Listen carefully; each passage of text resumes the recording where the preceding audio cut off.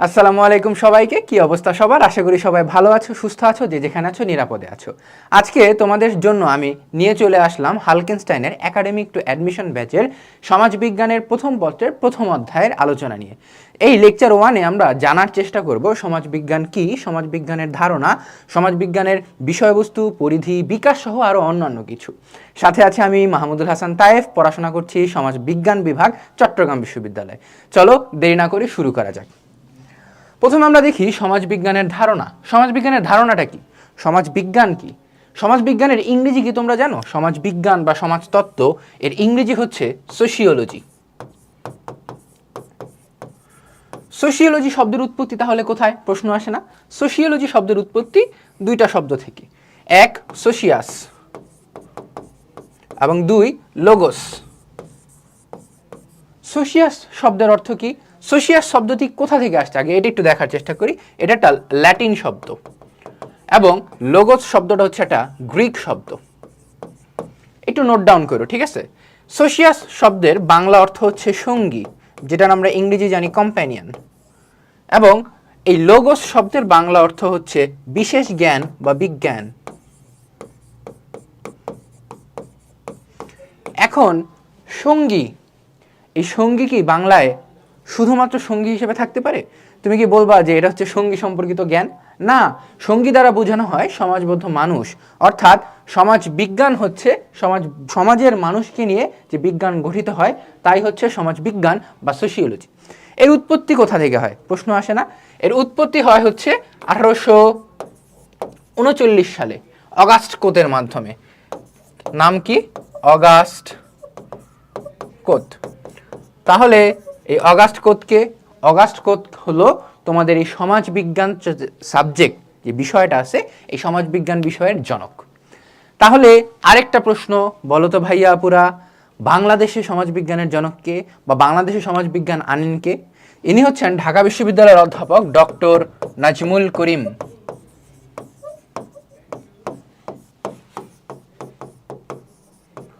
নাজমুল করিম এই লোক, এই স্যার, ইনি হচ্ছেন আমাদের এই সমাজবিজ্ঞানের জনক বাংলাদেশে।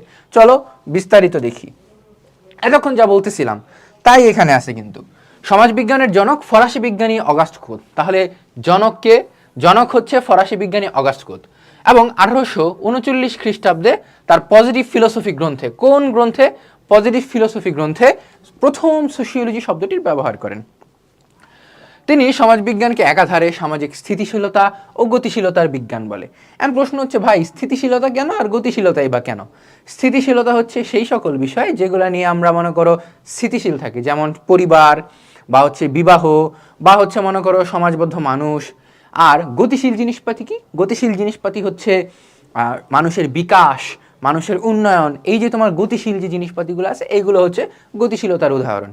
তাই অগাস্ট কোত যেটা বলছে যে সমাজ বিজ্ঞান হলো আমাদের এই গতিশীলতা এবং স্থিতিশীলতা, এই দুইটার উভয়ের মিশ্রণের একটা বিজ্ঞান। পরবর্তীতে দেখি এরপরই আলাদা বিজ্ঞান হিসেবে সমাজ বিজ্ঞানের যাত্রা শুরু হয় এবং সমাজ বিজ্ঞান স্বতন্ত্র বিজ্ঞান হিসেবে আত্মপ্রকাশ করে। সমাজ বিজ্ঞানকে আসলেই বিজ্ঞান? হ্যাঁ, বিজ্ঞানের যে সকল বৈশিষ্ট্য বিজ্ঞানের মধ্যে থাকা উচিত সমাজ বিজ্ঞান সেই সকল বৈশিষ্ট্য পূরণ করে, এবং তাই সমাজ বিজ্ঞান হলো একটা বিজ্ঞান। আমরা বিস্তারিত জানবো। সমাজবিজ্ঞানের ইংরেজি প্রতিশব্দ সোশিওলজি, যার উৎপত্তি হয়েছে ল্যাটিন শব্দ সোশিয়াস, এতক্ষণ যা বলতেছিলাম, এবং গ্রিক শব্দ লোগোসের সমন্বয়।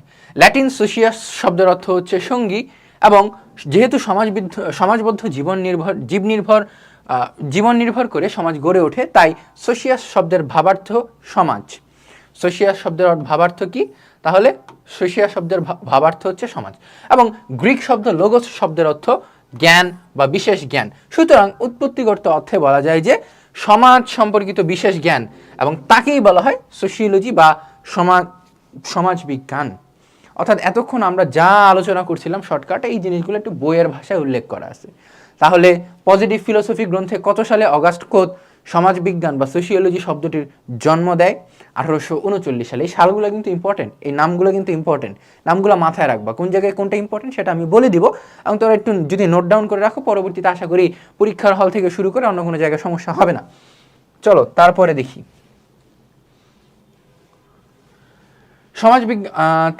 দেখি সমাজবিজ্ঞান একটু ব্যাখ্যা করা হয়েছে এটাকে। আমরা এতক্ষণ যেটা পড়তেছিলাম সেই জিনিসটা একটু ছকের মাধ্যমে উপস্থাপন করা হয়েছে। সমাজবিজ্ঞান সেটা কি, সেটার ইংরেজি প্রতিশব্দ সোশিওলজি জানলাম, ল্যাটিন শব্দ সোশিয়াস থেকে যার অর্থ সঙ্গী, এবং গ্রিক শব্দ লোগোস থেকে যার অর্থ বিশেষ জ্ঞান। এই জিনিসটা উৎপত্তি কিসের দেয়? সমাজ বিজ্ঞানের জন্ম দেয়। সাধারণ অর্থে বলা যায় যে শাস্ত্র মানুষের উৎপত্তি, ক্রমবিকাশ, আচার আচরণ, রীতিনীতি, ধ্যান ধারণা, অভ্যাস, প্রাতিষ্ঠানিক কার্যাবলী প্রভৃতি বিষয় নিয়ে বস্তুনিষ্ঠ অধ্যয়ন করে তাকেই সমাজ বিজ্ঞান বলা যায়। অন্যভাবে বলা যায় বিজ্ঞানের যে শাখা মানবাচরণ ও সমাজ সম্পর্কে গঠন, পঠন ও গবেষণা করে। মানবাচরণ, সমাজ সম্পর্কে পঠন পাঠন এবং গবেষণা করে। কোন শাখা? সমাজকর্মের বা যে বিজ্ঞানের যে শাখা মানুষ সম্পর্কে, মানুষের আচরণ এবং মানুষ সম্পর্কে পঠন পাঠন অর্থাৎ গবেষণা করা বা হচ্ছে স্টাডি করা, এই বিষয়গুলো যে বিজ্ঞান করে থাকে সেটাই সমাজ বিজ্ঞান। এটা হচ্ছে একটা জেনারেলাইজ সংজ্ঞা। চলো আমরা এখন কিছু প্রামাণ্য সংজ্ঞা জেনে নিই, যারা হচ্ছে প্রসিদ্ধ সমাজবিজ্ঞানীরা দিছে যে সংজ্ঞাগুলা। দেখি, সমাজবিজ্ঞানের সর্বজনীন স্বীকৃত কোনো সংজ্ঞা নেই, অর্থাৎ একবারে এক্স্যাক্ট কোনো সংজ্ঞা নাই যে না ভাই দিস ইজ 100% কারেক্ট। তবে এর মধ্যেও আমরা পরীক্ষার হলে জানার সুবিধার্থে, মনে রাখার সুবিধার্থে আমরা বেশ কিছু সংজ্ঞা মনে রাখবো যেগুলো হচ্ছে সহজ, ছোট। তোমার প্রামাণ্য সংজ্ঞা হইলেই হয়েছে, রাইট? তো সহজ যেটা হচ্ছে মনে রাখার উপযোগী, কারণ এই যে সমাজ বিজ্ঞান এটা পড়তে গিয়ে কিন্তু আমাদের বেশ সংজ্ঞা মনে রাখা লাগবে, বেশ নাম মনে রাখা লাগবে। তো এত কিছুর মাঝখানে কিন্তু আমরা অনেক ক্ষেত্রে হয় এরকম বা হইতে পারে যে এত কিছু মাঝখানে আমরা মনে রাখতে পারবো না, অস্বাভাবিক কিছু না। আবার এরকম কিছু ক্ষেত্রে হয়, বিশেষ করে এই সংজ্ঞাগুলোর ক্ষেত্রে তুমি যদি বাংলা সংজ্ঞার পাশাপাশি পরীক্ষার হলে নীলকালি দ্বারা ইংরেজি সংজ্ঞাগুলো দিতে পারো ভালো। যদি সম্ভব না হয় তাহলে বাংলা সংজ্ঞাগুলোই নীলকালি দ্বারা আন্ডারলাইন করে দিবা বা নীলকালি দিয়ে লিখবা আর কি। আন্ডারলাইন না করাটা বেটার, নীলকালি দিয়ে লেখাটা হচ্ছে বেশি অ্যাপ্রোপ্রিয়েট। চলো দেখি, লেস্টার ফ্র্যাঙ্ক ওয়ার্ড এবং উইলিয়াম গ্রাহাম সামনারের একটা সংজ্ঞা আছে। এই সংজ্ঞাটা তোমার 100% মনে রাখা লাগবে এবং খুবই ছোট এবং খুবই সহজ একটা সংজ্ঞা, যে ভাই সমাজ বিজ্ঞান হচ্ছে সমাজের বিজ্ঞান, sociology is the science of society. সোজা না? একদম সোজা, খালি নামটা মনে রাখা একটু কঠিন। যে সামনার এবং ফ্রাঙ্ক ওয়ার্ড এরা দুইজন কি বলছে? Sociology is the science of the society. এই সংজ্ঞাটিতে সমাজের উপর জোর দেওয়া হয়েছে, এতে একই কথা ঘুরে, অর্থাৎ এটা একটু ব্যাখ্যা দিয়ে দিচ্ছে। তারপরে এমিল ডুরখেমের কথা বলতে মনে পড়লো, আমরা একটু জানি, আমরা একটু আগের স্লাইডে যাই।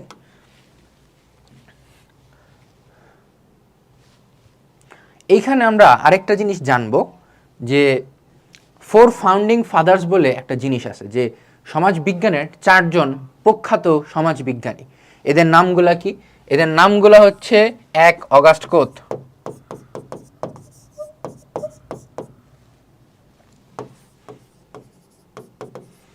নামটা খেয়াল করছো? কমতে লেখা হয়েছে, লেখা হয় কমতে কিন্তু উচ্চারণ করা হয় কোত।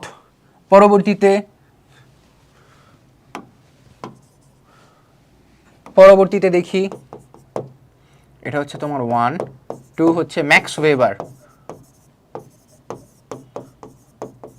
3 হচ্ছে এমিল ড্রুকহেম,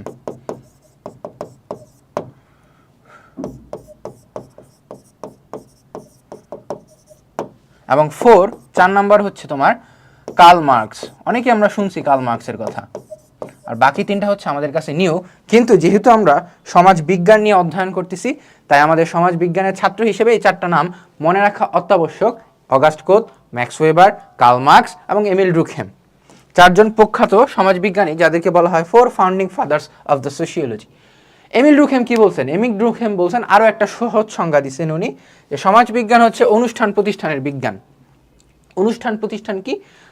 যে সামাজিক যে রীতিনীতিগুলো যে অনুষ্ঠানের মাধ্যমে হয় এবং সেই অনুষ্ঠানগুলো যেগুলো হোস্ট করে, বা সোশ্যাল ইনস্টিটিউশন যেগুলোকে আমরা বলি, যেমন বিদ্যালয় বা কমিউনিটি সেন্টার বা মসজিদের মধ্যে কি তোমার প্রশ্ন আসে, ভাই মসজিদের মধ্যে কি অনুষ্ঠান হয়? হ্যাঁ ভাই, মসজিদের মধ্যে অনুষ্ঠান হয়, কিন্তু সেটা ধর্মীয় অনুষ্ঠান।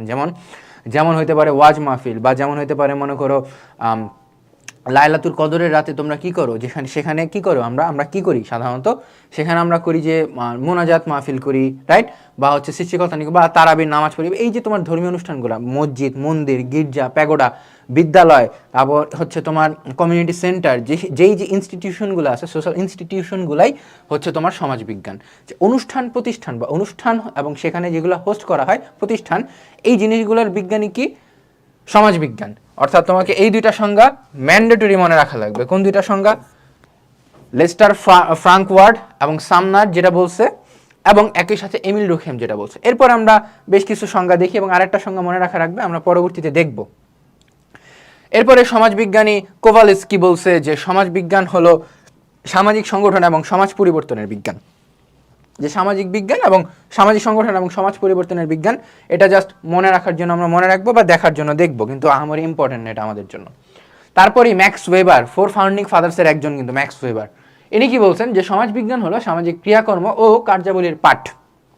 এটাও কিন্তু মনে রাখা লাগবে, যেহেতু 4 ফাউন্ডিং ফাদার্সের একজন, এটা মনে রাখা গুরুত্বপূর্ণ আমাদের জন্য। পরীক্ষার হলে অনেক সময় এরকম প্রশ্ন আসতে পারে, বা তোমরা যদি গাইড বই বা হচ্ছে বিভিন্ন টেস্ট পেপার সলভিংয়ে যাও, তখন দেখবা যে এইরকম জিনিসপাতিগুলো যে আছে, যে সেখানে তোমাকে ক মার্কে বলা হবে, যে সৃজনশীল ক মার্কে বলা হলো যে ম্যাক্স ওয়েবারের সমাজবিজ্ঞানের সংজ্ঞা দাও, তখন কিন্তু তোমাকে লিখে আসতে হবে। তাই এটাও ইম্পর্টেন্ট যে সমাজবিজ্ঞান হলো সামাজিক ক্রিয়াকর্ম ও কার্যাবলীর বিজ্ঞান। Sociology is the study of social action. পরবর্তীতে দেখি সমাজবিজ্ঞানী পার্ক একটা কথা বলছেন যে সমাজবিজ্ঞান হলো মানব গোষ্ঠী বা সমষ্টির আচরণ সম্পর্কিত বিজ্ঞান। অর্থাৎ এই যে এতক্ষণ আমরা যা দেখলাম তার একটা সামারি কি দ্বারা, তার একটা সামারি দ্বারা এরকম যে এত এত এত এত কথা আছে, দিন শেষে সব কিছু সমাজ, সমাজের মানুষ, সমাজের প্রতিষ্ঠান এবং সমাজ সম্পর্কিত মানুষের আচরণ বা যে বিচরণ বিকাশ, এই জিনিসগুলো ইনা পিনা ঘুরে পেঁচা একটু কঠিনভাবে বইয়ের ভাষায় বলা হয়েছে, কিন্তু সহজ কথায় কি সমাজবিজ্ঞান হলো সমাজের বিজ্ঞান। একদম সোজা কথা। তারপরে বিজ্ঞানী অকবার্ন এবং নিমকফ বলছেন যে নিমকফ কোন গ্রন্থে বলছেন, হ্যান্ড অফ সোশিওলজি গ্রন্থে বলছেন যে সমাজবিজ্ঞান হলো সামাজিক জীবনের বৈজ্ঞানিক অধ্যয়ন। আচ্ছা, পরবর্তীতে আমরা দেখি উইলিয়াম পি স্কট কি বলছেন, তার ডিকশনারি অফ সোশিওলজি গ্রন্থে বলছেন যে সমাজবিজ্ঞান হলো মানুষের সামাজিক আচরণের বিজ্ঞান ভিত্তিক পাঠ। এত কিছু লাগে না, জাস্ট আমরা একটু মনে রাখবো আর কি। তারপরে ম্যাকাইভার এবং পেজ, এই দুইজন সমাজবিজ্ঞানী তার সোসাইটি গ্রন্থে বলছেন যে সমাজবিজ্ঞানী একমাত্র বিজ্ঞান যা সমাজ এবং সামাজিক সম্পর্ক নিয়ে আলোচনা করে। অর্থাৎ সমাজ এবং সামাজিক সম্পর্ক, সমাজ এবং সেই সমাজের মধ্যে মানুষের সামাজিক যে সম্পর্কগুলো আছে, মানুষের সাথে দলের সম্পর্ক, দলের সাথে সমষ্টির সম্পর্ক, সমষ্টির সাথে রাষ্ট্রের সম্পর্ক, এই বিভিন্ন রকমের সামাজিক সম্পর্ক, এই সম্পর্কগুলো নিয়ে কি আলোচনা করে? এই সমাজ বিজ্ঞান আলোচনা করে। পরবর্তীতে অধ্যাপক মরিস জিন্সবার্গের একটা সংজ্ঞা দেখতে পাই আমরা, ব্যাপক অর্থে সমাজবিজ্ঞান অন্তমানবিক কার্যপ্রক্রিয়া ও পারস্পরিক সম্পর্ক এবং তাদের অবস্থা ও ফলাফল সম্পর্কে পাঠ করে। পরবর্তীতে আমরা ডেভিড পোপেনে বলে তার সোশিওলজি গ্রন্থে সমাজবিজ্ঞান হলো সমাজ ও সামাজিক আচরণের সুশৃঙ্খল ও বস্তুনিষ্ঠ অধ্যয়ন। তারপরে আরটি শেফার বলেন তার সোশিওলজি গ্রন্থে যে এখানে কিন্তু গ্রন্থগুলোর নাম কিন্তু সেম, দেখছো, কিন্তু রাইটারের মাধ্যমে আমরা এই ডিস্টিংগুইশগুলো করে থাকি সাধারণত সমাজবিজ্ঞানে। সমাজবিজ্ঞান মানব গোষ্ঠী এবং সামাজিক আচরণের সুশৃঙ্খল বা নিয়মতান্ত্রিক পাঠ। পরবর্তীতে নেইল জে স্মেলসার বলেন তার সোশিওলজি গ্রন্থে, তিনজনই কিন্তু গ্রন্থের নাম সোশিওলজি, কিন্তু রাইটার আলাদা। কি বলতেছে যে সমাজবিজ্ঞান হলো এমন একটি অভিজ্ঞতা বা গবেষণা নির্ভর বিজ্ঞান যা সমাজ এবং সামাজিক সম্পর্ক নিয়ে আলোচনা করে। Very good. তারপরে গিডিংস হচ্ছে তার গ্রন্থে বলতেছেন যে সমাজবিজ্ঞান হচ্ছে সামাজিক ঘটনাবলী বা প্রপঞ্চের বিজ্ঞান। সামাজিক ঘটনাবলী বা তার প্রপঞ্চের বিজ্ঞান। সামাজিক ঘটনাবলী কি? সমাজের মধ্যে যা ঘটে তাই সামাজিক ঘটনাবলী, এবং সেই সমাজের মধ্যে যা ঘটে তার যে রিয়াকশন আসে, প্রপঞ্চ বা সোশ্যাল ফেনোমেনা, যে বিষয়টা আমরা জানি ইংরেজিতে, এই প্রপঞ্চের ঘটনাবলী কি? এই অধ্যাপক কে বলছেন? এই সংজ্ঞাটা কে দিয়েছেন? গিডেন্স। জানার জন্য জানা আহামরি ইম্পর্টেন্ট না। এবং এতগুলো যে সংজ্ঞা আমরা দেখলাম, বিশাল সংজ্ঞা দেখলাম, আমরা কিন্তু কয়টা মনে রাখছি? যে তোমার সামনারের একটা সংজ্ঞা মনে রাখছি, এমিল ডুরখেমের একটা সংজ্ঞা মনে রাখছি, এবং ম্যাক্স ওয়েবারের একটা সংজ্ঞা মনে রাখছি। ঠিক আছে, এই তিনজন। তোমাদের জন্য একটা প্রশ্ন, বলো তো 4 ফাউন্ডিং ফাদার্স কারা? সমাজবিজ্ঞানের 4জন বিখ্যাত সমাজবিজ্ঞানী কারা? যদি মনে না থাকে তাহলে ভিডিওটা আরেকবার টান দাও, টান দিয়ে পিছন থেকে দেখে আসো। পরবর্তীতে সমাজবিজ্ঞানের উপযুক্ত সংজ্ঞাগুলো সার্বিক বিশ্লেষণের মাধ্যমে বলা যায় সমাজবিজ্ঞান হলো সমাজের বিজ্ঞান, অবশ্যই সমাজের বিজ্ঞান। সমাজ ছাড়া সমাজবিজ্ঞানকে কল্পনা করা অসম্ভব। সামনার এই কথাটা বলছিল। সামাজিক প্রপঞ্চের বিজ্ঞান কে বলছিল? অধ্যাপক গিডেন্স। তারপরে সামাজিক প্রতিষ্ঠানের বিজ্ঞান, অবশ্যই সামাজিক প্রতিষ্ঠানের বিজ্ঞান। সামাজিক প্রতিষ্ঠান ছাড়া আমরা এটা সমাজ কল্পনা করতে পারি না। সামাজিক প্রতিষ্ঠান কি? স্কুল, কলেজ, বিদ্যালয় যা যা আছে আর কি। সামাজিক সংগঠন এবং সামাজিক পরিবর্তনের বিজ্ঞান।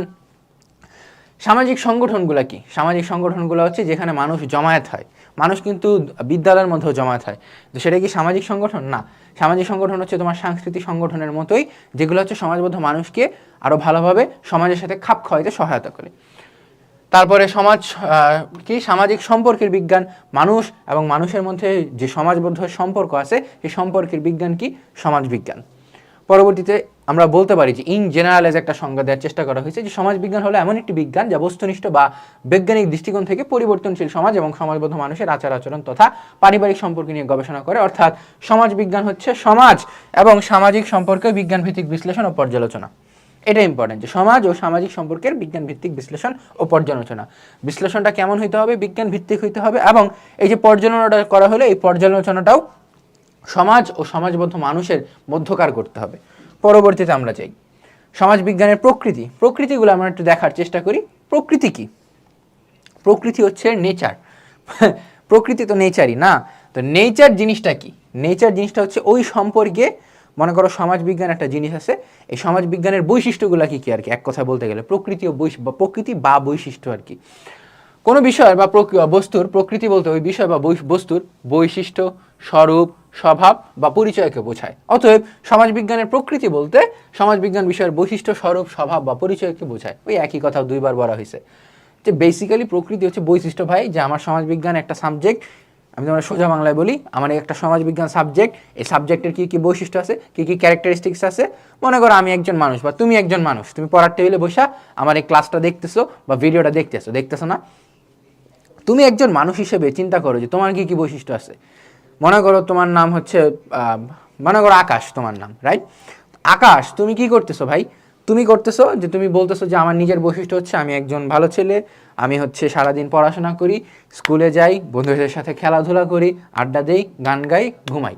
এই হচ্ছে আমার মোটামুটি বৈশিষ্ট্য। আমি সারাদিন একটা রুটিন বললাম, প্লাস হচ্ছে তোমার বৈশিষ্ট্যগুলো বললাম। এছাড়াও কি আমি ভদ্র ছেলে, নম্র ছেলে, আমার বিহেভিয়ার ভালো। এই জিনিসগুলো হচ্ছে সমাজ বিজ্ঞানের ক্ষেত্রে কীভাবে কাজে লাগানো যায় এটাই।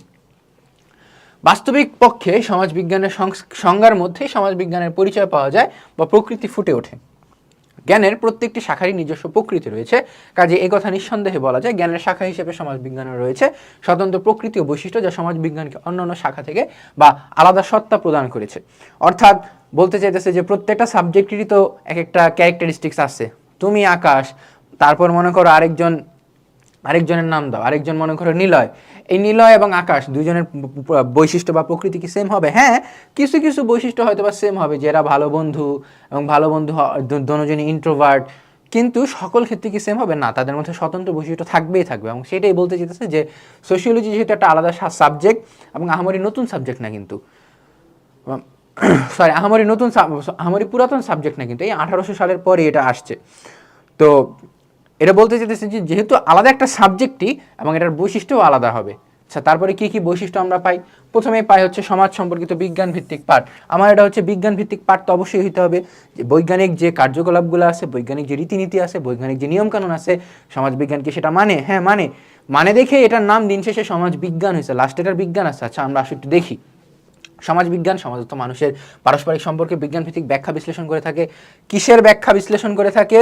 সমাজস্থ মানুষের পারস্পরিক সম্পর্কের বিজ্ঞানভিত্তিক ব্যাখ্যা বিশ্লেষণ। এক লাইনে পুরোটা আলোচনা করে দেওয়া যায় যে সমাজস্থ মানুষ, যে সমাজের মধ্যে যে মানুষগুলো বসবাস করতেছে, তাদের যে পারস্পরিক সম্পর্ক আছে, মনে করো তোমার এবং আমার মধ্যে যে পারস্পরিক সম্পর্ক, ছাত্র শিক্ষকের যে সম্পর্ক, বা ভাইয়ার যে সম্পর্ক, ভাইয়ের যে সম্পর্ক, এই সম্পর্কটা বিজ্ঞান ভিত্তিক ব্যাখ্যা বিশ্লেষণ করাই হচ্ছে সমাজ বিজ্ঞানের কাজ। সোজা হিসাব, সোজা বাংলা। পরবর্তীতে তাই বলা যায় সমাজবিজ্ঞান হলো সামাজিক বিজ্ঞানের পর্যায়ভুক্ত একটি বিজ্ঞান। সামাজিক মানুষের আচার আচরণ, আদর্শ মূল্যবোধ, সামাজিক কার্যাবলী, সামাজিক রীতিনীতি কিভাবে, অর্থাৎ সামাজিক মানুষের আচার আচরণ, আদর্শ মূল্যবোধ, সামাজিক কার্যাবলী, সামাজিক রীতিনীতি কিভাবে পারস্পরিক সামাজিক সম্পর্কের ভিত্তি গড়ে ওঠে এবং কিভাবে তার চলমানতা বজায় থাকে, এইসব নিয়ে গবেষণা করতে গিয়ে গোটা সমাজের মধ্যে অনুসন্ধান করতে হয়। তাই সমাজবিজ্ঞানকে বিশাল কথাবার্তা লেখা আছে। মেইন কথা কি? মেইন কথা হচ্ছে তোমার সমস্ত মানুষের পারস্পরিক সম্পর্কে বিজ্ঞানভিত্তিক ব্যাখ্যা বিশ্লেষণ করে কে? পারস্পরিক সম্পর্কে বিজ্ঞানভিত্তিক ব্যাখ্যা বিশ্লেষণ করে হচ্ছে এই সমাজবিজ্ঞান। পরবর্তীতে দেখি সমাজবিজ্ঞান মূলত সমাজের পূর্ণাঙ্গ পাঠ। সমাজের পূর্ণাঙ্গ পাঠ কেন? প্রশ্ন আসে না যে ভাই সমাজের তো আংশিক পাঠও হইতে পারতো? না ভাই, সমাজ বিজ্ঞান হচ্ছে সমাজের পূর্ণাঙ্গ পাঠ।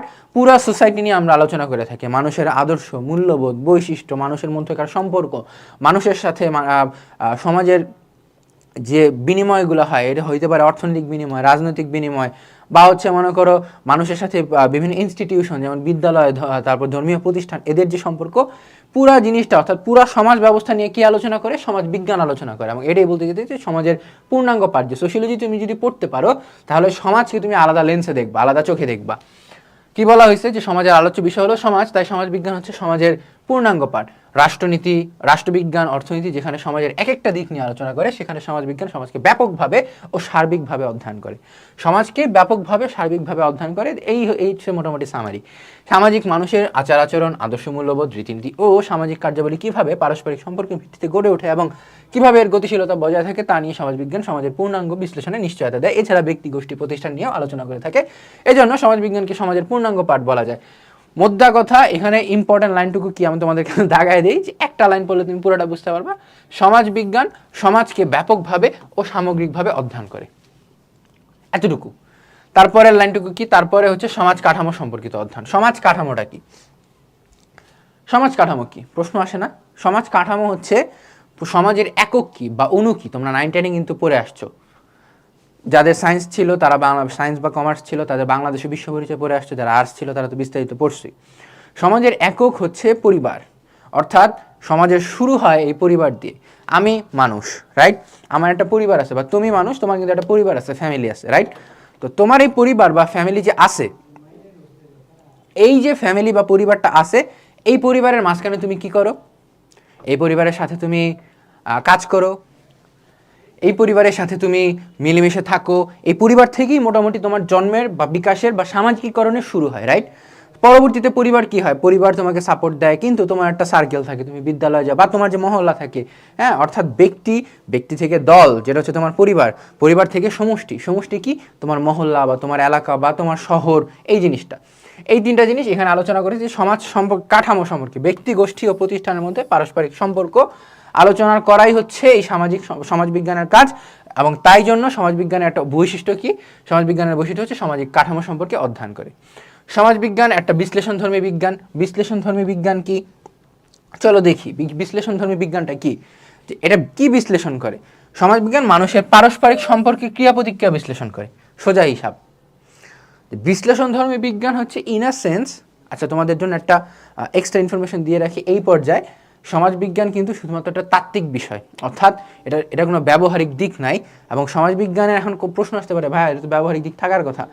সমাজবিজ্ঞানের তো আমরা প্রয়োগ দেখি, ভাই সমাজবিজ্ঞানের প্রয়োগ তুমি দেখো, কিন্তু সেই প্রয়োগটা সমাজবিজ্ঞান করে না। সমাজবিজ্ঞানের কাজ হচ্ছে পুরো রিপোর্ট ফাইন্ডিংস তৈরি করে দেয়া, এবং সেই প্রয়োগটা করে গিয়ে কে? প্রয়োগটা করে হচ্ছে মনোবিজ্ঞান, সমাজকর্ম, সমাজ কল্যাণ, বা হচ্ছে তোমার আরও যারা আছে, অর্থনীতি, রাষ্ট্রনীতি, বা হচ্ছে আরও যারা আছে। মেইনলি হচ্ছে হেড অফ দ্য ফ্যামিলিকে, হেড অফ দ্য ফ্যামিলি হচ্ছে সোশিওলজি, এবং তাদের আন্ডারে থেকে বাকি যারা আছে তারা হচ্ছে ফিল্ড লেভেলে কাজ করে, অর্থাৎ এর কোনো ব্যবহারিক দিক নেই, এর শুধু তাত্ত্বিক দিক আছে।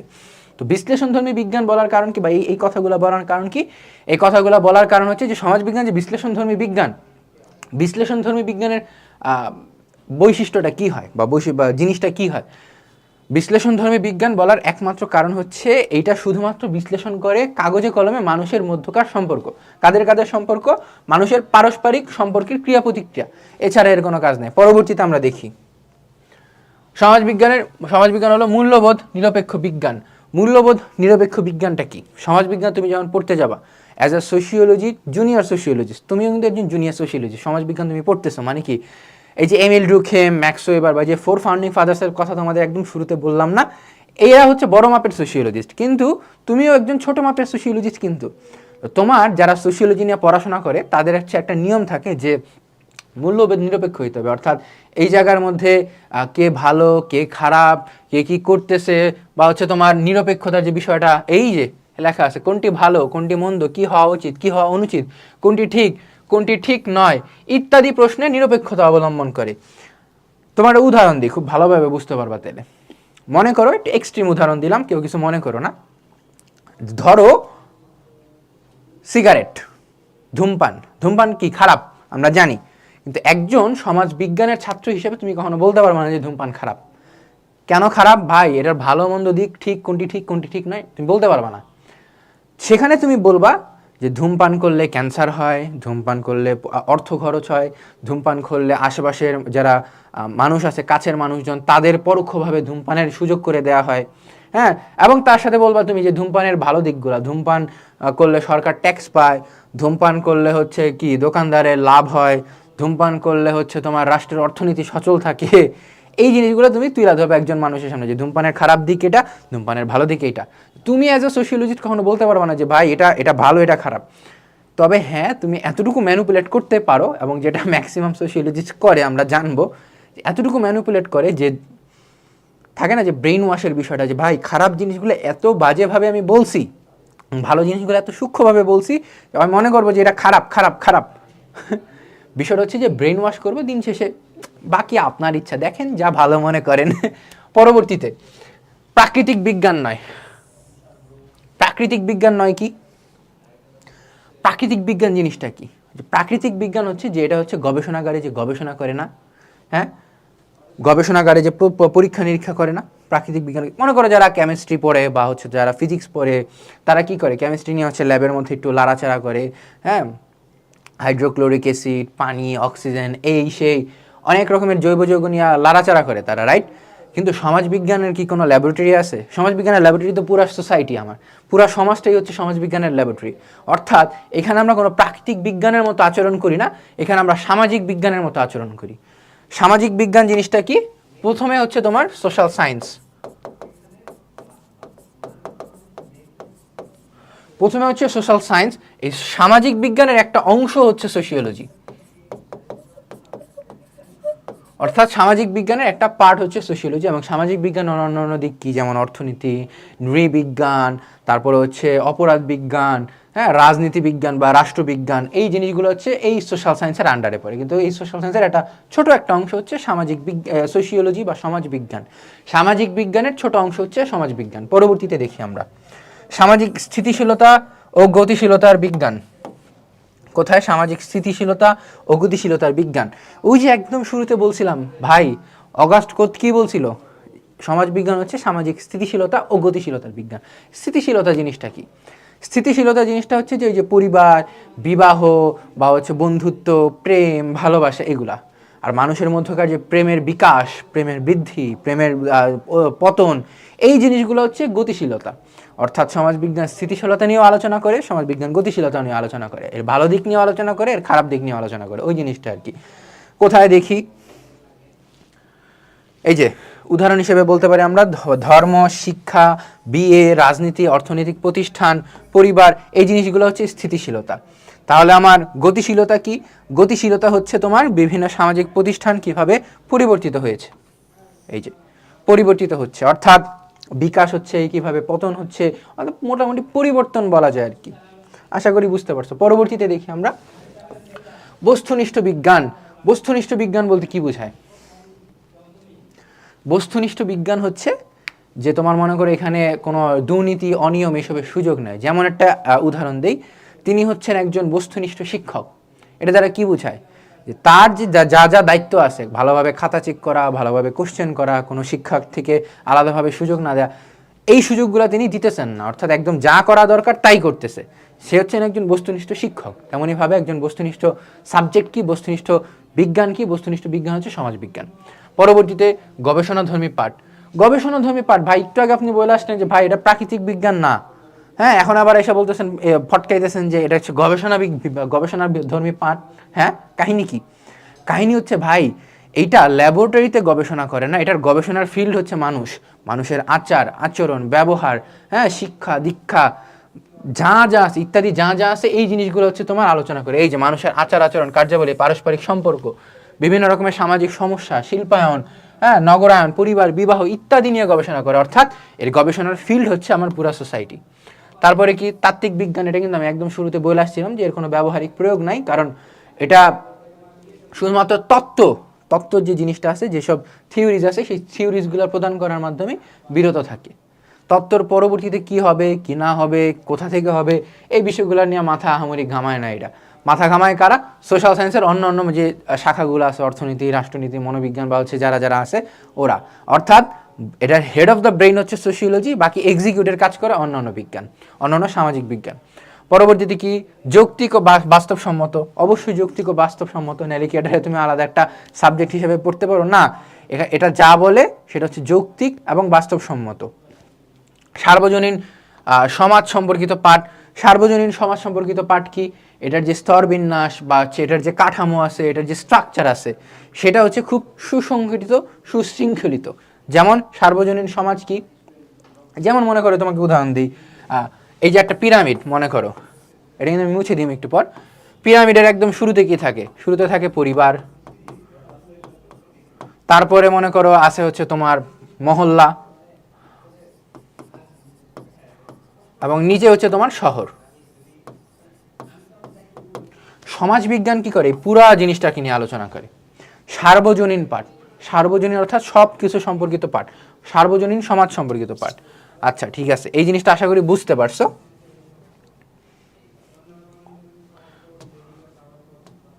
আচ্ছা, এই জিনিসটা আশা করি বুঝতে পারছো। তারপরে আমরা যে এই যে একটু একটু দাগায় দিই, গ্রামীণ ক্ষমতা, হ্যাঁ, তারপর হচ্ছে তোমার স্তর বিন্যাস, অপরাধ ইত্যাদি সম্পর্কে যত রকমের জিনিস আছে সব। পরবর্তীতে দেখি সমাজবিজ্ঞান একটি তাত্ত্বিক বিজ্ঞান, ব্যবহারিক বিজ্ঞান নয়। এতক্ষণ যেটা বলছিলাম সেটাই। পরিবর্তনশীল সমাজের দিক নির্দেশনা প্রদান করে, অর্থাৎ হেড অফ দ্য ফ্যামিলি যেটা বলছিলাম, যেটার কাজ হচ্ছে শুধুমাত্র দিক নির্দেশনা প্রদান করা। দিক নির্দেশনার পাশাপাশি এর আহামরি আলাদাভাবে কোনো কাজ থাকে না। ঘটনার কার্যকারণ নির্ণয়, ঘটনার কার্যকারণ নির্ণয়টা আমরা একটু পড়ি।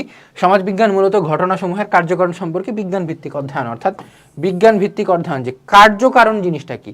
কার্যকারণ শব্দের অর্থ হচ্ছে প্রতিটা জিনিসের কাজের মানে কারণ। মনে করো একটা ঘটনা ঘটছে, মনে করো এই সময় তুমি পড়াশোনা করতেছো, হঠাৎ করে তোমার হাত থেকে পেন্সিলটা পড়ে গেছে, নিচে মাটিতে পড়ে গেছে। এই যে তোমার পেন্সিলটা মাটিতে পড়ে গেছে, সমাজবিজ্ঞান বলে, বা যুক্তিবিদ্যার ক্ষেত্রে যাদের যুক্তিবিদ্যা আছে তারা পড়বা, সেটা বলে যে কার্যকারণ, কার্য ছাড়া, কারণ ছাড়া কোনো কার্য হয় না। বুঝতে পারছো? যে তুমি হয়তো বা ঘুমাইতেছো, মানে ঘুম ঘুম চোখে পড়তেছো, তাই হচ্ছে তোমার পেন্সিলটা পড়ে গেছে। অর্থাৎ একটা কার্য হয়েছে এবং তারপরে কারণটা হয়েছে, এবং সেই ঘটনার যে কার্যকারণটা আছে সেটা নির্ণয় করার কাজ কার? নির্ণয় করার কাজ হচ্ছে সমাজবিজ্ঞানের। পরবর্তীতে সামাজিক স্তরবিন্যাস ও সামাজিক শ্রেণীর বিজ্ঞান। স্তরবিন্যাসটা কি? সামাজিক খ্যাতি, রীতি নীতি, কে গরিব কে ধনী, এই যে স্তর, সামাজিক বিভিন্ন স্তর আছে, কে নিম্নবিত্ত, কে উচ্চবিত্ত, কে কোন সমাজ থেকে বিলং করে, এই পুরা জিনিসটাকে নিয়ে ব্যাখ্যা বিশ্লেষণ করে হচ্ছে আমাদের সমাজবিজ্ঞান। এই যে দেখো, সমাজে বিরাজমান যশ, খ্যাতি, সম্পদ, সুযোগ সুবিধা প্রভৃতি, অর্থাৎ সম্পদ যে শুধুমাত্র কে ধনী কে গরিব এরকম না, এখানে হচ্ছে কতটুকু সুযোগ সুবিধা হবে, কে বেশি পাইতেছে, কে প্রিভিলেজড, কে কম প্রিভিলেজড, কে একদমই প্রিভিলেজ না, এই বিষয়গুলো নিয়ে ওভারঅল আলোচনা করি কি আমাদের এই সমাজবিজ্ঞান। পরবর্তীতে দেখি আমরা, পরবর্তীতে আমরা সমাজবিজ্ঞানের পরিধির মধ্যে চলে আসি। অর্থাৎ এতক্ষণ আমরা দেখতেছিলাম কি সমাজবিজ্ঞানের বৈশিষ্ট্য বা প্রকৃতি। পরিধির মধ্যে কি বলা হয়েছে? পরিধির মধ্যে বলা হয়েছে যে সমাজবিজ্ঞানের সংজ্ঞা ও প্রকৃতি আলোচনা করতে গিয়ে আমরা একটা বিষয় অনুধাবন করতে পারছি। কি অনুধাবন করছি জানি? সমাজবিজ্ঞান হচ্ছে সমাজের পূর্ণাঙ্গ বিজ্ঞান ভিত্তিক পাঠ। পূর্ণাঙ্গ বিজ্ঞান ভিত্তিক পাঠ। সমাজবিজ্ঞানের মূল আলোচ্য বিষয় হচ্ছে মানুষের পারস্পরিক সম্পর্ক বিশ্লেষণ। হ্যাঁ, অবশ্যই সমাজবিজ্ঞানের মূল আলোচনার বিষয় হচ্ছে মানুষ, এবং মানুষে বা মানুষের সমাজের মধ্যে যে পারস্পরিক সম্পর্ক আছে এই জিনিসটা আলোচনা করে কি সমাজবিজ্ঞান। বাস্তবিক অর্থে সমাজবিজ্ঞানের উদ্দেশ্য হলো গোটা সমাজের নিখুঁত বিশ্লেষণ, অর্থাৎ গোটা সমাজের নিখুঁত বিশ্লেষণ করা। কি? গোটা সমাজের নিখুঁত বিশ্লেষণ করা হচ্ছে সমাজবিজ্ঞানের কাজ। এই অর্থে আমরা গোটা সমাজকে সমাজবিজ্ঞানের পরিধি হিসেবে বিবেচনা করতে পারি। একটি প্রায়োগিক বিজ্ঞান এবং সমাজের বিজ্ঞান হিসেবে। প্রায়োগিক বিজ্ঞান এবং সমাজের বিজ্ঞান। প্রায়োগিক বিজ্ঞান কি? প্রায়োগিক বিজ্ঞান হচ্ছে যে তুমি এমন এমন থিওরিজ দাঁড় করায় রাখবা, এমন এমন ক্যালকুলেশন দাঁড় করায় রাখবা যেখানে পরিসংখ্যান থেকে শুরু করে, আমরা জানবো পরিসংখ্যান থেকে শুরু করে অপরাধ, অপরাধ থেকে শুরু করে গ্রাম শহর সকল কিছু আলোচনা করা হয়, কিন্তু সেটা প্রয়োগ করে না। অর্থাৎ প্রায়োগিক দিক আছে কিন্তু প্রয়োগ করে না অ্যাকচুয়ালি, যেটা তাত্ত্বিক দিক আছে ব্যবহারিক দিক নেই। এবং সেরকম একটা বিজ্ঞান সমাজের বিজ্ঞান হিসেবে সমাজবিজ্ঞানের পরিধি কোথায় শুরু এবং শেষ হয়েছে তা বলা কষ্টসাধ্য। এবং অন্যান্য বিজ্ঞানের যে সমাজবিজ্ঞানের কর্মপদ্ধতি ব্যাপক ও বিস্তৃত, অন্যান্য বিজ্ঞানের চেয়ে সমাজবিজ্ঞানের কর্মপদ্ধতি ব্যাপক ও বিস্তৃত। বিষয়টা এরকম যে নিজের ঢোল নিজে না পিটাইলে অন্য পিটাইলে ঢোল ফাইটা যায়। কেন?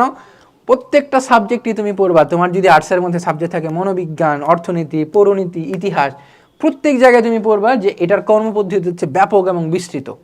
অর্থাৎ নিজের ভালো কে না বলে আর কি। পরবর্তীতে সমাজের বিভিন্ন দিক পাঠন এবং গবেষণার জন্য সমাজবিজ্ঞানের যেসব শাখা প্রশাখার উদ্ভব ঘটেছে তা নিচে আলোচনা করা হলো।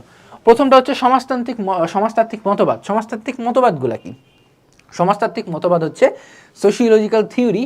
এই যে তোমার বিভিন্ন রকমের তত্ত্বগুলো আছে, যে মনে করো অগাস্ট কোথ বা ম্যাক্স ওয়েবার বা এমিল ড্রুকহেম তোমার সুইসাইড সম্পর্কে বিখ্যাত বা মানে বিস্তারিত পড়াশোনা বা গবেষণা করছে।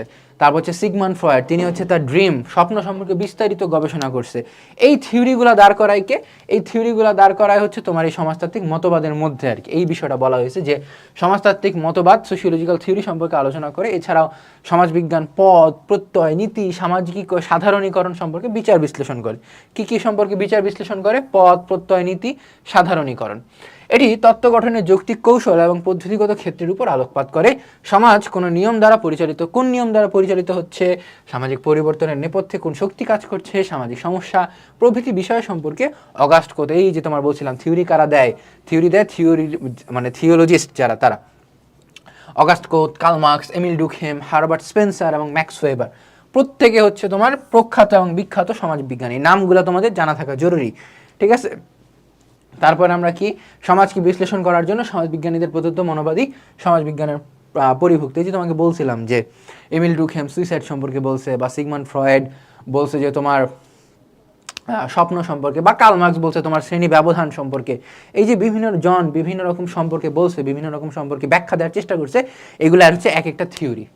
পরবর্তীতে দেখি ঐতিহাসিক সমাজবিজ্ঞান। ঐতিহাসিক সমাজবিজ্ঞান কি? সমাজবিজ্ঞান ইতিহাস ভিত্তিক আলোচনা করে, অর্থাৎ ঐতিহাসিক সমাজবিজ্ঞান প্রাচীন সমাজের উদ্ভব, বিকাশ, জীবনযাত্রা সম্পর্কে গবেষণা করে এবং বর্তমান সম্পর্কে দিক নির্দেশনা প্রদান করে। সমাজের ঐতিহাসিক বিষয়গুলি যেমন নৃতত্ত্ব, প্রত্নতত্ত্ব, সমাজের প্রাচীন সভ্যতা প্রভৃতি বিষয় সম্পর্কে ঐতিহাসিক তথ্যের আলোকেই প্রদত্ত তত্ত্বসমূহই ঐতিহাসিক সমাজতত্ত্ব। অর্থাৎ আগের কালের দিকের সাথে ব্যাখ্যা করে মানে ঐতিহাসিক সমাজতত্ত্বের একটা মানে তোমাকে ক্রিম পয়েন্টটা বলে দিই। ঐতিহাসিক সমাজতত্ত্ব হচ্ছে বেসিক্যালি আগের যত রকমের ব্যাখ্যা বিশ্লেষণ আছে, আগের মনে করো মানব সমাজের একদম শুরু থেকে বর্তমান সময় পর্যন্ত জিনিসটাকে ব্যাখ্যা বিশ্লেষণ করে আমি বর্তমান সময় বা ভবিষ্যতে সেটাকে কিভাবে কাজে লাগাবো, এই জিনিসটাই নিশ্চিত করে হচ্ছে ঐতিহাসিক সমাজবিজ্ঞান। পরবর্তীতে হচ্ছে বিবাহ বা পরিবারের সমাজবিজ্ঞান। বিবাহ বা পরিবার, আমরা 9-10-এ কিন্তু পড়ছিলাম এরকম যে বিবাহ কত রকমের হয়। বিবাহ হয় হচ্ছে অনেক রকমের, যেমন হচ্ছে তোমার বহু বিবাহ, তারপর হচ্ছে তোমার কি বলে তোমার প্রত্নতাত্ত্বিক বিবাহ না কি জানি নামটা ভুলে গেছি, কেউ মনে বললে মনে করে দিই। যে বিবাহের যেরকম বিভিন্ন রকমের প্রকারভেদ বা ধরন, যেমন মনে করো কেউ মনে পড়ছে নামটা, বহুপত্নিক বিবাহ বা বহুপত্নী বিবাহ, হ্যাঁ, বা হচ্ছে তোমার অনুলোম বিবাহ, প্রতিলোম বিবাহ, এই যেরকম বিভিন্ন রকমের বিবাহের ধরন আছে। বা হচ্ছে তোমার পরিবারের যে ধরনগুলো, পরিবারের ধরন কি, ওই তোমার একক পরিবার, অনুপরিবার, বা হচ্ছে তোমার যৌথ পরিবার, এই বিভিন্ন রকমের ধারা, ব্যাখ্যা, বিশ্লেষণ, এই জিনিসগুলোকে ব্যাখ্যা বিশ্লেষণ করে হচ্ছে বিবাহ এবং পরিবারের সমাজতত্ত্ব। পরবর্তীতে সামাজিক জনবিজ্ঞান কি? জনবিজ্ঞান হচ্ছে বেসিক্যালি জনসংখ্যার গঠন, জনসংখ্যার বৃদ্ধি, জনসংখ্যার বিকাশ, জনসংখ্যা হ্রাস পাইতেছে নাকি বৃদ্ধি পাইতেছে, এই জিনিসগুলোকে নিশ্চিত করা হচ্ছে তোমার মোটামুটি এই সামাজিক জনবিজ্ঞান। উদাহরণ হিসেবে বলা যায় জনসংখ্যা তত্ত্ব, জনসংখ্যার কাঠামো, জনসংখ্যা বৃদ্ধি, জনসংখ্যা বন্টন এবং তার সামাজিক প্রভাব ইত্যাদি বিষয়গুলা এই সামাজিক জনবিজ্ঞানের মধ্যে আলোচনা করা হয়। পরবর্তীতে আমরা দেখি গ্রামীণ এবং নগর সমাজতত্ত্ব। বাংলাদেশের 76% মানুষ গ্রামে বসবাস করে। বাংলাদেশের কত পার্সেন্ট মানুষ গ্রামে বসবাস করে? 76%। তাহলে বাকি 23% মানুষ কোথায় বসবাস করে? শহরে বসবাস করে। আসলে কি তাই? স্ট্যাটিস্টিক্স বা হচ্ছে তোমার সমীক্ষা অনুযায়ী তাই। এখানে বিষয়টা হচ্ছে যে তোমার নগর এবং গ্রামীণ সমাজতত্ত্ব তোমরা যারা অনার্স লেভেলে পড়বা, যদি কখনো পড়ার সুযোগ হয় তাহলে দেখবা যে গ্রামীণ এবং নগর সমাজতত্ত্ব এই জিনিসটা হচ্ছে তোমার রুরাল সোশিওলজি এবং আরবান সোশিওলজি।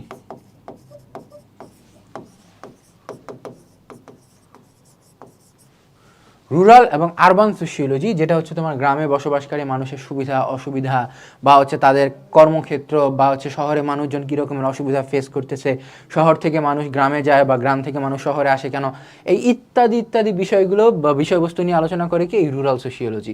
গ্রামীণ সমাজের কৃষি কাঠামো, অর্থনীতি, তারপর হচ্ছে বিবাহ, পরিবার, জ্ঞাতি সম্পর্ক, নেতৃত্ব, ক্ষমতা কাঠামো, মর্যাদা, সামাজিক কাঠামো, সমাজের স্তরবিন্যাস, শ্রেণী বৈষম্য ইত্যাদি বিষয় নিয়ে আলোচনা করে। এটা শুধুমাত্র গ্রামের না, কিন্তু শহরেরও সেম বৈশিষ্ট্যগুলো নিয়ে এই শহর সমাজবিজ্ঞান আলোচনা করে। তারপর হচ্ছে তোমার সমাজবিজ্ঞানের মূল আলোচ্য বিষয় হলো সমাজ, অর্থনীতি, নেতৃত্বের কাঠামো, ক্ষমতা কাঠামো, মর্যাদা ও স্তর বিন্যাস।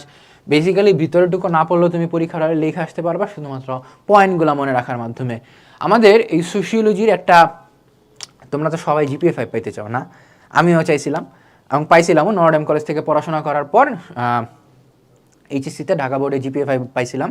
তো জিপিএ 5 পাওয়ার জন্য কি করা লাগে, খাতাকে একটু আলাদাভাবে রিপ্রেজেন্ট করা লাগে, এবং রিপ্রেজেন্ট করার সময় তোমরা কি করবে, এই যে পয়েন্টের নামটা আছে না, এই পয়েন্টের নামটা তোমরা নীলকালি দিয়ে লিখবা।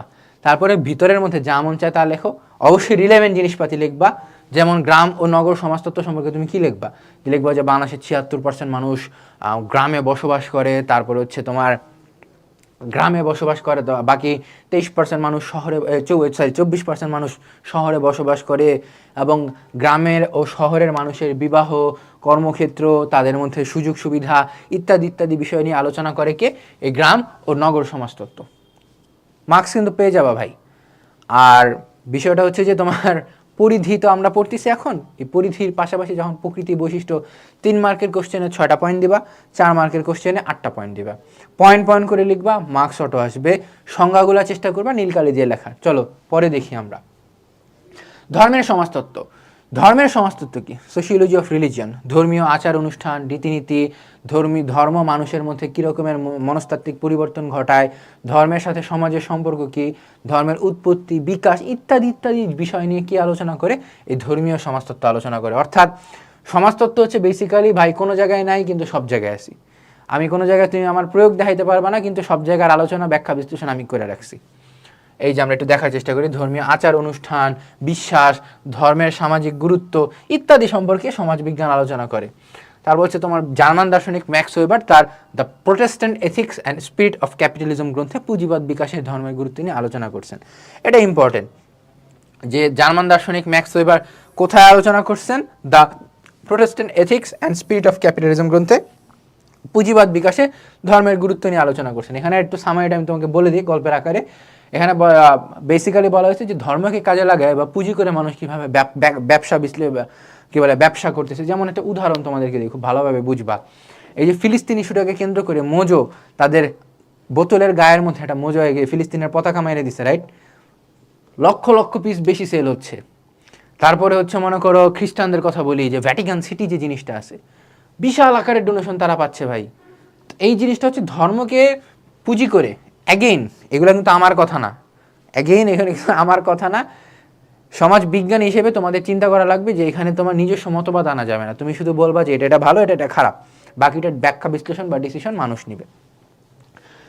তো এই the Protestant ethics and spirit of capitalism, এটা মেইনলি তোমার খ্রিস্টানদের নিয়ে আলোচনা করা হয়েছে, যে ভ্যাটিকান সিটির যে পুঁজিবাদী বিকাশ যে সহায়তা করছে, রোম বা এর আশেপাশের অঞ্চলগুলো নিয়ে মোটামুটি আলোচনা করছে। তারপরে হচ্ছে এই ধর্মের ভিত্তিতে মানুষের মাঝখানে ভেদাভেদ, জাতিগোষ্ঠীগত পার্থক্য, ধর্মীয় এবং শ্রেণী বিভাজন, নিয়মনীতি, প্রথা ইত্যাদি সমাজে পরিলক্ষিত হয়। এবং ধর্মীয় রীতিনীতি, মূল্যবোধ, বিশ্বাস, ধর্মের উৎপত্তি বিকাশ, ধর্মের প্রকারভেদ, ধর্মের সমাজতাত্ত্বিক ব্যাখ্যা, বিজ্ঞানসম্মত আলোচনা, অর্থাৎ ধর্ম সম্পর্কে যাবতীয় যা ব্যাখ্যা বিশ্লেষণ করা যায়, এটা হচ্ছে ধর্মের সমাজতত্ত্বের আলোচনার বিষয়। পরবর্তীতে কি? শিক্ষার সমাজতত্ত্ব। শিক্ষার সমাজতত্ত্বটা কি আবার? ভাই শিক্ষার মধ্যে সমাজতত্ত্ব আসে করতে, এই তুমি যে পড়তেছো এটাই তো শিক্ষা সমাজতত্ত্ব। এক কথা আমি তোমাকে বলে দিলাম, তুমি যা পড়তেছো, তুমি যে সাবজেক্ট পড়তেছো, এটাই শিক্ষা সমাজতত্ত্ব। শিক্ষা সমাজতত্ত্বের কথা হচ্ছে যে শিক্ষার মধ্যে কিভাবে শিক্ষার্থীদের উন্নতি ঘটানো যায়। বেসিক্যালি এটা বলতে পারো যে মনে করো আমরা জানবো, কিন্তু এখানে হচ্ছে শিক্ষা সমাজতত্ত্ব বা হচ্ছে চিকিৎসা সমাজতত্ত্ব, এই বিষয়গুলো নিয়ে আমরা জানবো, বা হচ্ছে তোমার রাষ্ট্রবিজ্ঞানের সাথে সমাজবিজ্ঞানের সম্পর্ক, এটা হয়তো আজকের লেকচারে জানবো না, সামনের লেকচারে জানবো। শিক্ষার সমাজবিজ্ঞান হলো সমাজবিজ্ঞানের গুরুত্বপূর্ণ ধাপ। শিক্ষা প্রাচীন সমাজকে নিরক্ষরতার অন্ধকার থেকে মুক্ত করে বর্তমান আধুনিক সমাজের আলোকিত পথে ধাবিত করতে সহায়ক ভূমিকা পালন করছে। তাই সমাজবিজ্ঞানের অবিচ্ছেদ্য অংশ হিসেবে এই শাখাটি সামাজিক প্রতিষ্ঠান হিসেবে শিক্ষা প্রতিষ্ঠানের গুরুত্ব, শিক্ষার সাথে সামাজিক সম্পর্ক, এই যে মেইন জিনিস হচ্ছে এইটা, শিক্ষা প্রতিষ্ঠানের গুরুত্ব, শিক্ষার সাথে সামাজিক শ্রেণীর সম্পর্ক, সমাজবিজ্ঞানের শিক্ষার প্রভাব প্রভৃতি বিষয় নিয়ে আলোচনা করে। কাহিনী কি? কাহিনী হচ্ছে যে সমাজ বিজ্ঞানের মধ্যে শিক্ষার পার্টটা তুমি যদি ইনক্লুড করো, সেই পার্টের মধ্যে তুমি আলোচনা করবা যে শিক্ষা কিভাবে সমাজবদ্ধ মানুষকে চেঞ্জ করে দিছে। তুমি মনে করো যখন আজকে দিনে পড়াশোনা করতেছো, রাইট? তোমার ব্যবহার কি বলে? তোমার ব্যবহার বলে তুমি যখন তোমার শিক্ষককে দেখবা দূর থেকে হলো ভাই মানে স্যার আসসালামু আলাইকুম সালাম দিবা, রাইট? একটা অশিক্ষিত লোক কি তা দিবে? বা তার মধ্যে হ্যাঁ হয়তো এটিকেটস ম্যানার জিনিসটা সামাজিকভাবে সামাজিকীকরণের কারণে চলে আসে, কিন্তু একজন শিক্ষিত মানুষ হিসেবে তোমার দায়িত্ব কর্তব্য একজন অশিক্ষিত মানুষের চেয়ে 1000 গুণ বেশি। এবং এই জিনিসগুলো নিয়ে ব্যাখ্যা বিশ্লেষণ করে কি? শিক্ষা সমাজতত্ত্ব। পরবর্তীতে রাজনৈতিক সমাজতত্ত্ব। রাজনৈতিক সমাজতত্ত্ব জিনিসটা কি? রাজনৈতিক আদর্শ, রাজনৈতিক উন্নয়ন বা হচ্ছে রাজনীতিবিদদের সমালোচনা করা, রাজনীতির সাথে মানুষের সম্পর্ক, রাজনীতিবিদদের সাথে মানুষের সম্পর্ক, এই পুরো জিনিসটা নিয়ে আলোচনা করে হচ্ছে রাজনীতি সমাজতত্ত্ব। মূলত দ্বিতীয় বিশ্বযুদ্ধ পরবর্তী সময়ে এই রাজনীতি সমাজতত্ত্ব গড়ে উঠেছে। তারপরে কি আইনের সমাজতত্ত্ব। আইনের সমাজতত্ত্বটা কি? আইন হচ্ছে তোমার কিভাবে ব্যাখ্যা বিশ্লেষণ করা যায়, আইনের সাথে মানুষের সম্পর্ক, আইন কিভাবে মানুষকে পরিবর্তন করতে সাহায্য করে। যেমন মনে করো আজকের দিনে রাস্তায় আইন আছে দেখে তো তুমি কাউকে গিয়ে মনে করো মাইরা ফেলতেছো না বা মার্ডার করে ফেলতেছো না, রাইট? যে তুমি মাথায় রাখবা যে আচ্ছা আমি যদি কাউকে মার্ডার করি তাহলে হচ্ছে আমার যাবজ্জীবন হয়ে যেতে পারে বা হচ্ছে আমার মৃত্যুদণ্ড কার্যকর হয়ে যেতে পারে। তো এই আইনের কথা চিন্তা করে তুমি কিন্তু মার্ডার করতেছো না। তুমি যে মার্ডার করতেছো না এই আইনের কথা চিন্তা করে এই জিনিসটাই পুরোটা ব্যাখ্যা বিশ্লেষণ করে হচ্ছে আইন সমাজতত্ত্ব। আচ্ছা এই জিনিসটা একটু একটু দাগায় দেয় উপরের জিনিসটা, যে রাজনৈতিক সমাজবিজ্ঞান সামাজিক পটভূমি, উপযোগিতা, রাজনৈতিক আদর্শসমূহের উদ্ভব বিকাশ, রাজনৈতিক সংস্কৃতি, রাজনৈতিক উন্নয়ন, রাজনৈতিক আদর্শ আন্দোলন, রাজনৈতিক পরিবর্তন, সরকার রাষ্ট্রের গঠন, কার্যাবলী ইত্যাদি নিয়ে আলোচনা করে। আর আইন সমাজতত্ত্ব কি নিয়ে আলোচনা করে? আইন সমাজতত্ত্ব হচ্ছে সামাজিক নিয়ন্ত্রণ প্রক্রিয়া, যেটা বলছিলাম যে আজকে দিনে তুমি মার্ডার করতেছো না, সমাজবদ্ধ মানুষের সামাজিক আইনগত অধিকার, কর্তব্য, সমাজে আইনের প্রভাব, কার্যকারিতা ইত্যাদি নিয়ে আলোচনা করে। যে সমাজে আইন আছে বলে মানুষের ব্যবহার কিভাবে চেঞ্জ হইতেছে, মানুষের মধ্যে সম্পর্ক কিভাবে চেঞ্জ হচ্ছে, পুরো বিষয়টা নিয়ে মোটামুটি আইন সমাজকর্ম আলোচনা করে, আইন সমাজতত্ত্ব আলোচনা করে। পরবর্তীতে কি? সমাজ মনোবিজ্ঞান। মানুষের ব্যক্তিত্ব, মানুষের আবেগ, মানুষের চিন্তা চেতনা, মানুষের প্রেষণা কি? প্রেষণা হচ্ছে তোমার সর্বোচ্চ চেষ্টা করার যে প্রবণতা, এটা।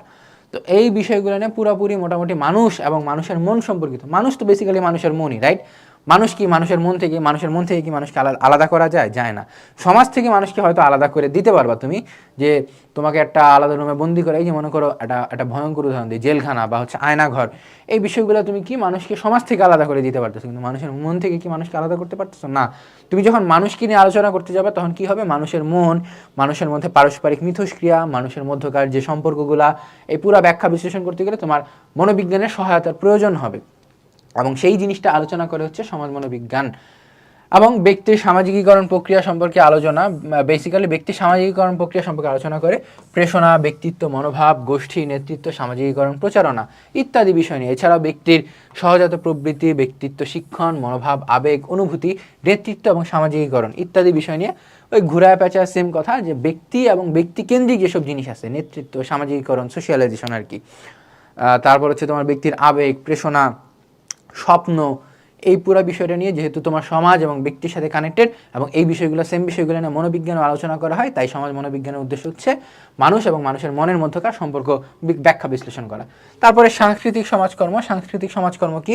সাংস্কৃতিক সমাজকর্ম হচ্ছে মানুষের সংস্কৃতিতে যে প্রয়োজনীয়তা, মানুষের সংস্কৃতির সাথে মানুষের সম্পর্ক, সংস্কৃতি কেন্দ্রিক মানুষের যে কি বলে বিচরণ সাংস্কৃতিক। তারপর মনে করো একটা উদাহরণ দিই, তুমি মনে করো গেছো হচ্ছে কোথায়, কোনো একটা আর্টসেলের কনসার্টে গেছো বা ওয়ারফেজের কনসার্টে গেছো তো ওয়ারফেজের কনসার্টে গিয়ে তুমি কি করবা? লাফালাফি করবা, বা হচ্ছে তোমার পাশের যে মানুষটা আছে বা বন্ধু বান্ধবগুলো আছে সেই বন্ধু বান্ধবদের সাথে কি করবা? মজা করবা, মাস্তি করবা। তাহলে কি হবে? তোমাদের মধ্যকার একটা সামাজিক মিথস্ক্রিয়া বা বন্ডিং যে বিষয়টা আছে সেটা কিন্তু অনেক জটিল হবে। তারপরে শুধু কি কনসার্ট না, কিন্তু সাংস্কৃতিক বিষয় বলতে তোমার মনে করো এই ক্ষেত্রে মসজিদ, মন্দির, গির্জা, প্যাগোডা এগুলোতে গিয়ে মানুষ ঈদের দিন নামাজ শেষে যে কোলাহলি করে, এটা কি মানুষের মধ্যকার যে সামাজিক বন্ডিং, এই বন্ডিংটা কিন্তু আবার বাড়ায়। তো এই বিষয়গুলি নিয়ে মোটামুটি আলোচনা করা হচ্ছে সাংস্কৃতিক সমাজকর্ম। একটু দেখি আমরা যে বস্তুগত অবস্তুগত সংস্কৃতির উদ্ভব, ক্রমবিকাশ, সমাজ জীবনে তার প্রভাব এই জিনিসগুলো নিয়ে আলোচনা করা হচ্ছে সাংস্কৃতিক সমাজকর্ম, সমাজ বিজ্ঞান আর কি, বা সমাজতত্ত্ব। সমাজকর্ম বলে ফেলতেছি, সরি, সমাজ বিজ্ঞান বা সমাজতত্ত্ব।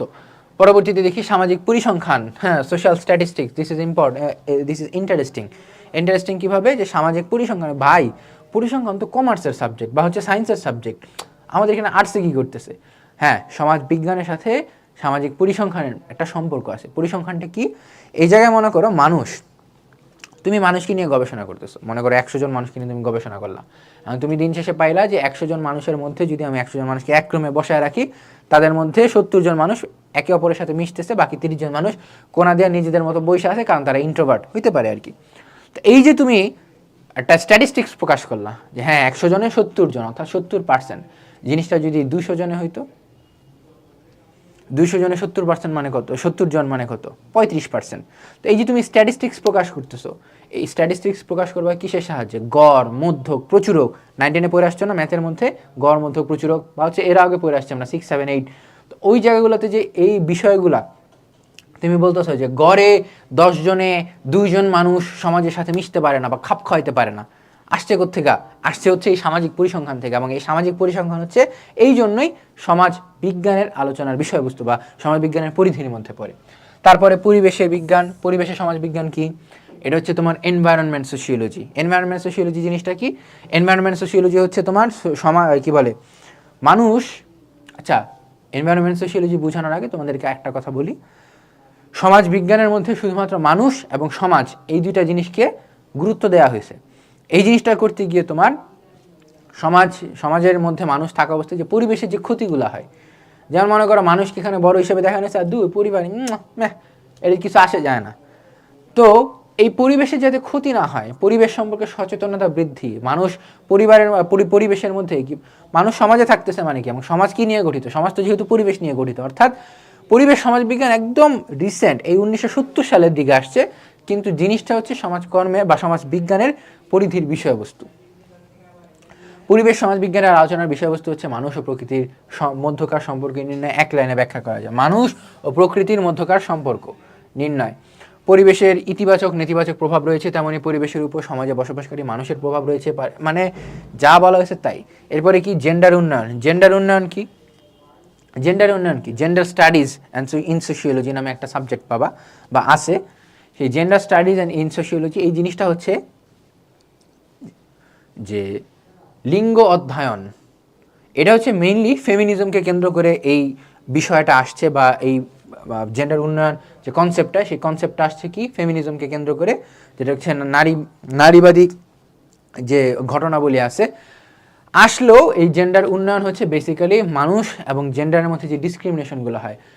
এককালে কি হতো, নারীদের অনেক আগে বিয়ে হয়ে যেত 11, 12, 13 বছরে, যেটা কিন্তু কোনোভাবে কাম্য না, কিন্তু বাল্যবিবাহ, তার শারীরিক মানসিক দিকের উপর যে প্রভাব পড়তেছে। তারপর হচ্ছে নারীদেরকে কেন্দ্র করে বিভিন্ন রকমের মনে করো যে সংগঠন গড়ে উঠতেছে, বা ইভেন পুরুষদেরকে কেন্দ্র করে যে বিভিন্ন রকমের সংগঠন গড়ে উঠতেছে। এই সংগঠনের মধ্যে মানুষের পারস্পরিক মিথস্ক্রিয়া, মানুষ ও সেই সংগঠনের মধ্যকার যে সম্পর্ক, বা হচ্ছে তাদের মধ্যকার যে কী বলবো সাম্প্রদায়িক সম্প্রীতি, এই জিনিসগুলো হচ্ছে তোমার মোটামুটি আলোচনা করে হচ্ছে জেন্ডার উন্নয়নের মধ্যে। পরবর্তীতে আমরা দেখি, পরবর্তীতে হচ্ছে শিল্প সমাজ বিজ্ঞান। শিল্প সমাজ বিজ্ঞান কি, শিল্প নির্ভর আর্থসামাজিক পরিমণ্ডলে বা শিল্প নির্ভর এই বর্তমান সমাজে, বিশেষ করে দ্বিতীয় বিশ্বযুদ্ধের পর আমরা কি করছি, আমরা ওই যে পরিবারের উদাহরণ দিতে গিয়ে পড়ছিলাম না, যে একক পরিবার বা অনুপরিবারের যে কনসেপ্টটা, সেই কনসেপ্টটা আসছে কোথায়, এই দ্বিতীয় বিশ্বযুদ্ধের পর, শিল্প বিপ্লবের পর। মোটামুটি যে এমন একটা পর্যায়ে আসছে যে মানুষ তার পরিবার থেকে আস্তে আস্তে বিচ্ছিন্ন হয়ে যাচ্ছে। আগে কি হতো, যৌথ ফ্যামিলি ছিল, এখন কি বেশিরভাগ যৌথ ফ্যামিলি তুমি দেখতে পাও, এখানে কি থাকে, বাবা মা থাকে এবং তার সন্তান থাকে, অর্থাৎ একক বা অনুপরিবার হয়ে গেছে। এই যে মানুষের মধ্যকার শিল্প সমাজের কারণে, শিল্প সমাজের গঠনের কারণে মানুষের মধ্যকার যে ভাঙ্গন হলো, বা মানুষের মধ্যকার যে সম্পর্কের ডাউন হলো, এই যে তোমার মনে করো শিল্প কারখানার মধ্যে কি হয়, কলিগদের মধ্যকার যে সম্পর্কটা আছে, কলিগদের মধ্যকার সম্পর্ক কি একদম ফর্মাল সম্পর্ক না। এই ফর্মাল সম্পর্ক থেকে শুরু করে তারপর হচ্ছে মনে করো কলিগ থেকে পরবর্তীতে বন্ধু থেকে পরিবার থেকে রাষ্ট্র, ওভারঅল পুরো সমাজ ব্যবস্থার মধ্যে যে পরিবর্তন আসলো, এই পরিবর্তনগুলো নিয়ে আলোচনা করা হচ্ছে ইন্ডাস্ট্রিয়াল সোশিওলজি বা শিল্প সমাজ বিজ্ঞান। মোটামুটি এখানে হচ্ছে শিল্প বিপ্লব, শিল্পায়ন সমস্যা এবং শিল্পায়িত সমাজের সমস্যাদি সম্পর্কে আলোচনা করে হচ্ছে এই শিল্প সমাজ বিজ্ঞান। তারপর হচ্ছে শিল্পকলার সমাজ বিজ্ঞান। শিল্পকলার সমাজ বিজ্ঞান কি, যে আমি তোমাকে এক লাইন বলে দিই, এক লাইনে বলে দিলে হচ্ছে তোমার সমাজ জীবনের বিভিন্ন দিক এবং বিভিন্ন পেশাজীবী শ্রেণীর জীবনের নানা খুঁটিনাটি বিষয়। আমি একজন ছাত্র, তুমি একজন ছাত্র, এই ক্ষেত্রে আমি একজন শিক্ষক, তুমি একজন ছাত্র, তোমার কিন্তু এটা কি পেশা? আচ্ছা, সর্বপ্রথম আমরা বলি পেশা কি। পেশা বা বৃত্তি হচ্ছে যেটার জন্য আলাদা রকমের কোনো স্কিল দরকার হয় না। একজন রিক্সা চালক, সে কিন্তু বৃত্তি, সেটা কিন্তু পেশা না। তো এই যে পেশাজীবী, মনে করো ডক্টর, ইঞ্জিনিয়ার, এদের মধ্যকার যে সম্পর্কটা, এই সম্পর্কটাই হচ্ছে তোমার শিল্পকলার সমাজবিজ্ঞান। তারপরে কি সাহিত্যের সমাজতত্ত্ব। সাহিত্যের সমাজতত্ত্ব কি, সাহিত্যকে সমাজের দর্পণ বলে অভিহিত করা হয়, কেননা সাহিত্যের মাঝেই সমাজের প্রতিফলন ঘটে। সাহিত্যের সমাজতত্ত্ব সমাজ ও তার কাঠামোকে জানার ক্ষেত্রে বিশেষ ভূমিকা পালন করে। আমার ইম্পর্টেন্ট কিছু না, জাস্ট জানার জন্য জানা। পরবর্তীতে সমাজচিন্তা। সমাজচিন্তা হচ্ছে সমাজের পরিধির মধ্যেই আসে, কারণ সমাজকে নিয়েই তো তুমি সমাজবিজ্ঞান চিন্তা করতে থাকে। সমাজকে কেন্দ্র করে এবং সমাজবদ্ধ মানুষের যে পারস্পরিক সম্পর্ক, এই জিনিসগুলাই হচ্ছে সমাজচিন্তার মধ্যে আসে আর কি। তারপরে দেখি অপরাধ সমাজবিজ্ঞান।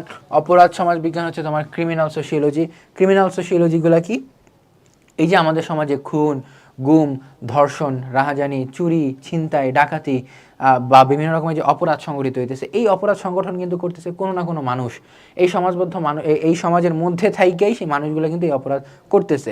এই যে অপরাধগুলো করতেছে, ক্রিমিনালদের মাথার মধ্যে কী চলতেছে বা ক্রিমিনালদের মধ্যকার যে সম্পর্কটা, সেটা সমাজের নর্মাল মানুষদের সম্পর্ক থেকে কতটা আলাদা, কতটা ডিফারেন্ট, এই জিনিসগুলো নিয়ে ওভারঅল আলোচনা করা হচ্ছে এই অপরাধ সমাজবিজ্ঞানের মধ্যে।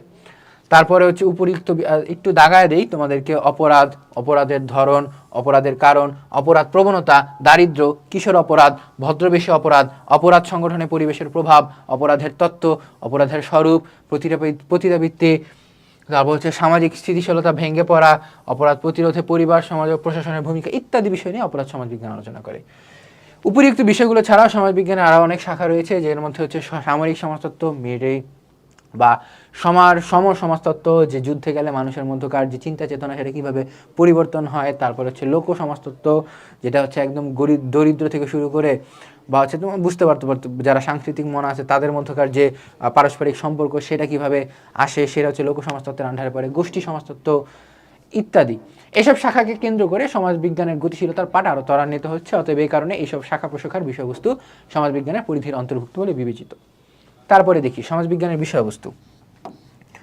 সমাজবিজ্ঞানের বিষয়বস্তু বলতে কি বোঝায়, চলো দেখি। সমাজবিজ্ঞান হলো জ্ঞানের সেই শাখা যা গোটা সমাজকে বিশ্লেষণের বিষয়বস্তু হিসেবে গ্রহণ করে।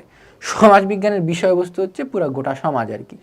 তারপরে কি, সমাজবিজ্ঞানের বিষয়বস্তু আলোচনা করতে গিয়ে অগাস্ট কোত বলেন সমাজবিজ্ঞান প্রধানত সামাজিক স্থিতিশীলতা ও সামাজিক গতিশীলতা।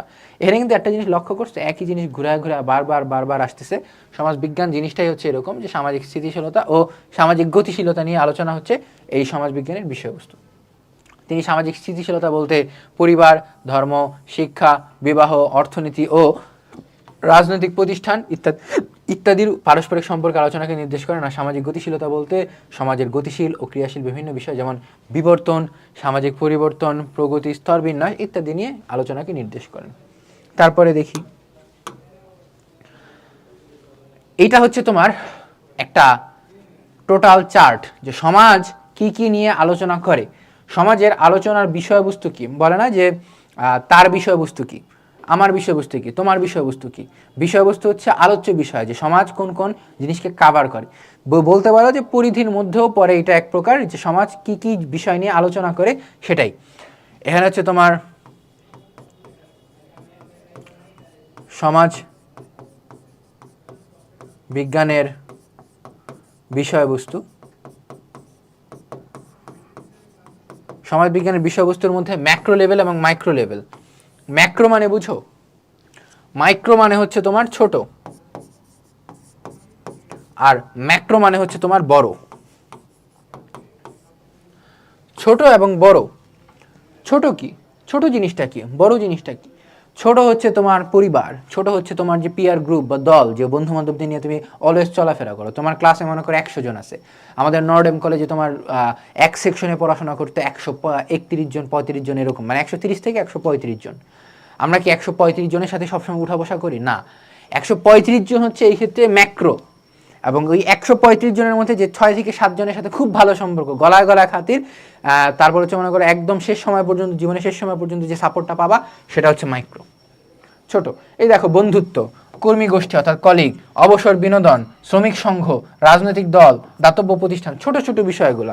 এখন বলতে পারো যে ভাই রাজনৈতিক দল কি ছোট? না ভাই, রাজনৈতিক দল ছোটই। তুমি যদি পুরো দেশের দিকে তাকাও, দেশের তুলনায় রাজনৈতিক দল ছোট। তারপরে দেখি কি, ম্যাক্রো লেভেলে আবার 3টা ভাগ আছে, সমগ্র সমাজ, প্রধান প্রতিষ্ঠানসমূহ এবং সমাজের প্রধান অংশসমূহ। প্রধান অংশসমূহ কি? শ্রেণী, বর্ণ, ধর্ম, জাতিতাত্ত্বিক গোষ্ঠী এবং প্রজন্ম। তারপরে প্রধান প্রতিষ্ঠানসমূহ কি? পরিবার, ধর্ম, শিক্ষা, অর্থনীতি, রাজনীতি। সমগ্র সমাজ কি?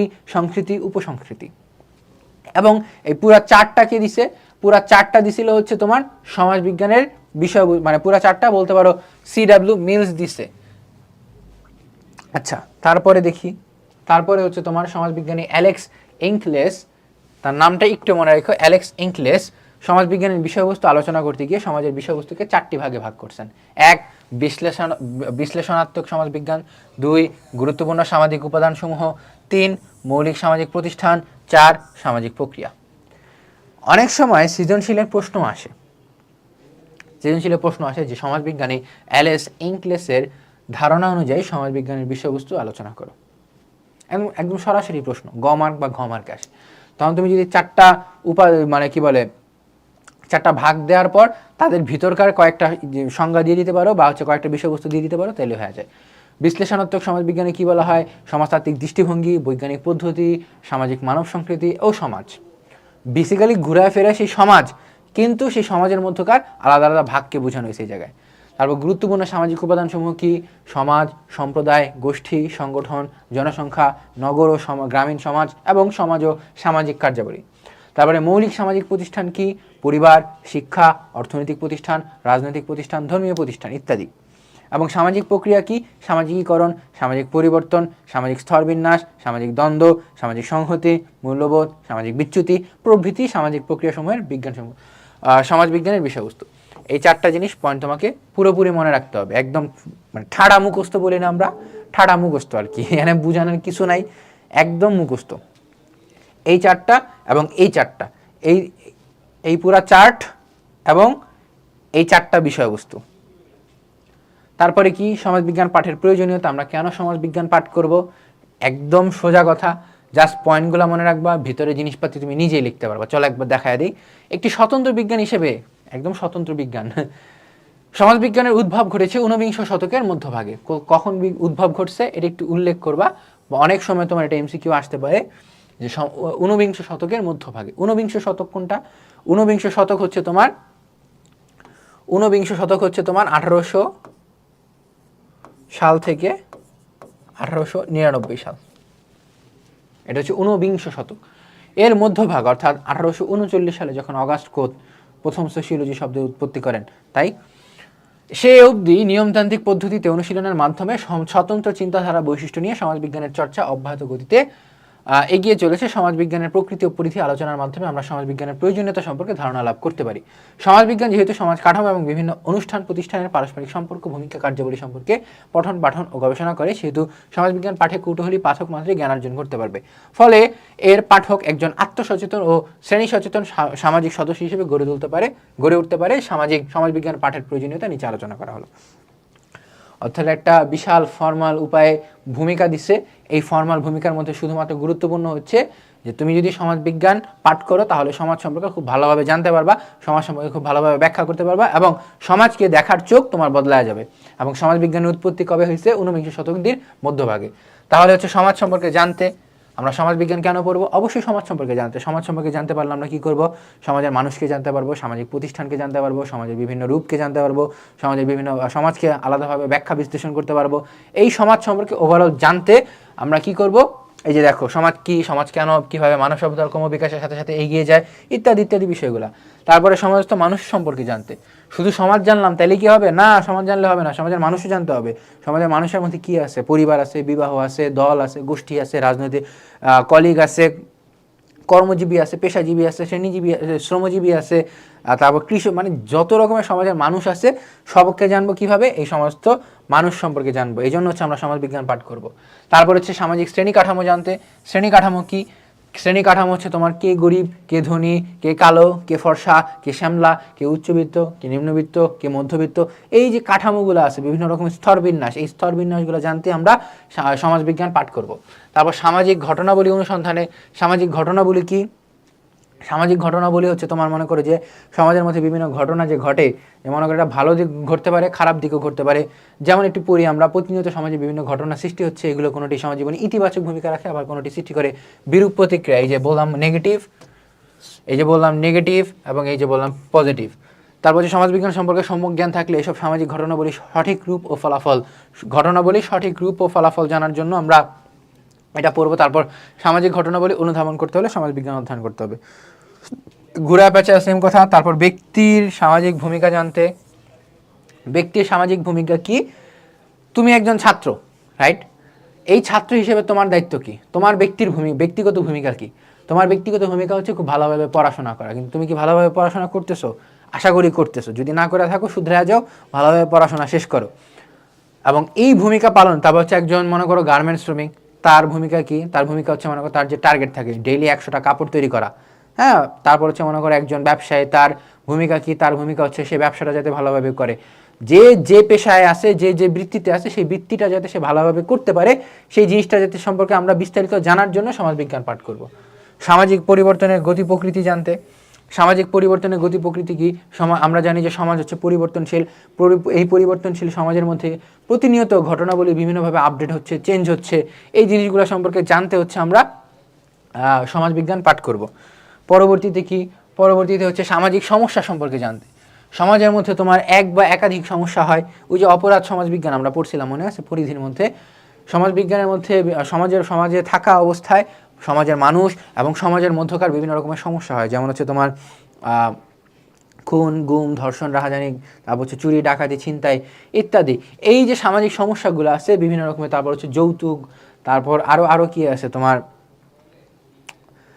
থাকে না যে বিবাহ সম্পর্কিত বিভিন্ন সমস্যা, বা হচ্ছে তোমার মনে করো একটা মানুষ সমাজ যুদ্ধ বিগ্রহে জড়ায় পড়ছে। এই যে বিভিন্ন রকমের সামাজিক সমস্যা, এই সমস্যাগুলো জানার জন্য আমরা সমাজ বিজ্ঞান পাঠ করব। তারপর সমাজের কাঠামোর বৃহত্তর দিক সম্পর্কে জানতে। বৃহত্তর দিক কি? সমাজ কাঠামোর বৃহত্তর দিকগুলো কি? সমাজ কাঠামোর বৃহত্তর দিকগুলো হচ্ছে তোমার শিল্প সমাজ, তারপরে হচ্ছে তোমার শিল্প বিপ্লব, তারপর হচ্ছে বিভিন্ন রকমের যে বিপ্লব হয়, যে কয়েকদিন আগে জুলাই বিপ্লব হইলো।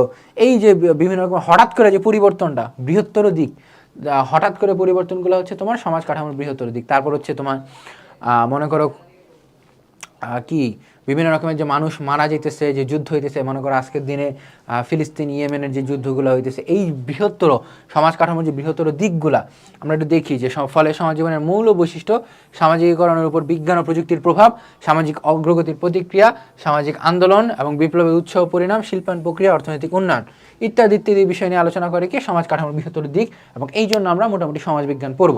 পরবর্তীতে সমাজের কার্যাবলী সম্পর্কে জানতে। সমাজের কার্যাবলী কি? সমাজের কার্যাবলী হচ্ছে তোমার ব্যবসা, প্রতিষ্ঠান, তারপর হচ্ছে শিক্ষা, ধর্ম, রাজনীতি। এই যে তোমার বিভিন্ন রকমের কার্যাবলী আছে, তুমি ছাত্র হিসেবে তোমার কার্যাবলী হচ্ছে পড়াশোনা করা।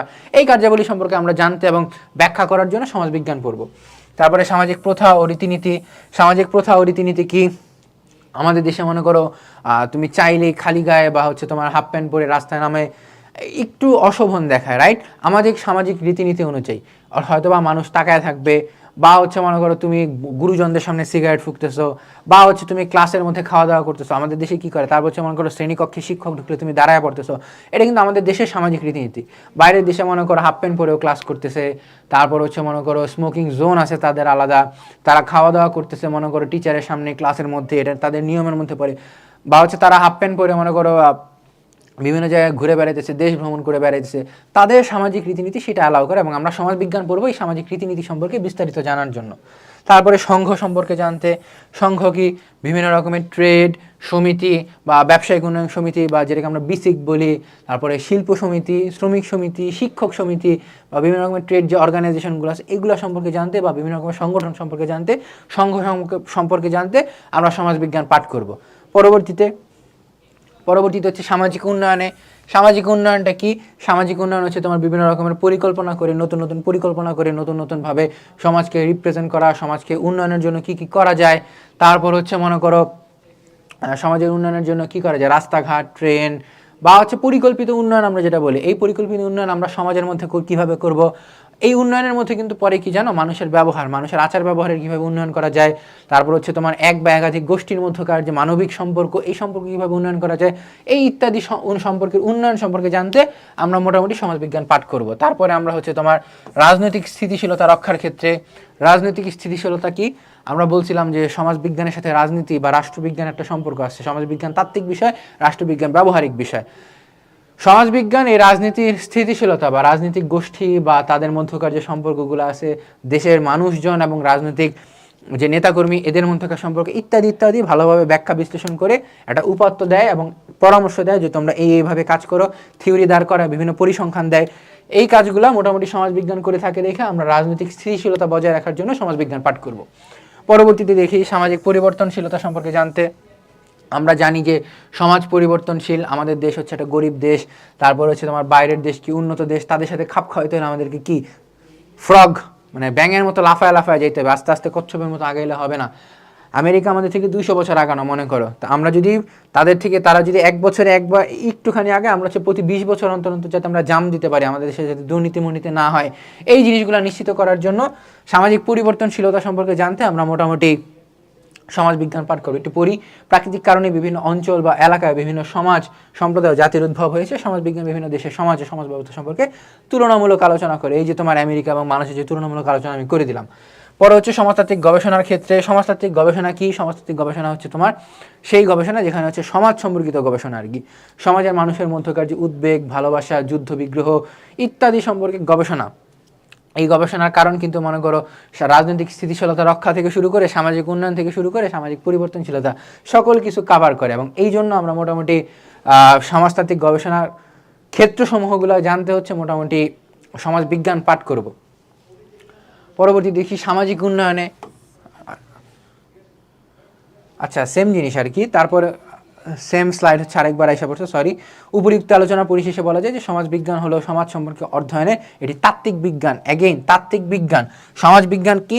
তাত্ত্বিক বিজ্ঞান। সমাজবিজ্ঞান কিন্তু ব্যবহারিক বিজ্ঞান না, যা অন্যান্য বিজ্ঞান হতে স্বতন্ত্র মর্যাদার অধিকারী। মানব সমাজের প্রতিটি স্তর সম্পর্কে জ্ঞান অর্জন এবং সেই অনুযায়ী প্রয়োজনীয় পদক্ষেপ গ্রহণে সমাজবিজ্ঞানের জ্ঞানের কোনো বিকল্প নেই। কাজে এই কথা নিঃসন্দেহে বলা যায়, সমাজ ও সমাজবিজ্ঞানের সার্বিক দিক সম্পর্কে পুঙ্খানুপুঙ্খভাবে জানার জন্য সমাজবিজ্ঞান পাঠের কোনো বিকল্প নেই।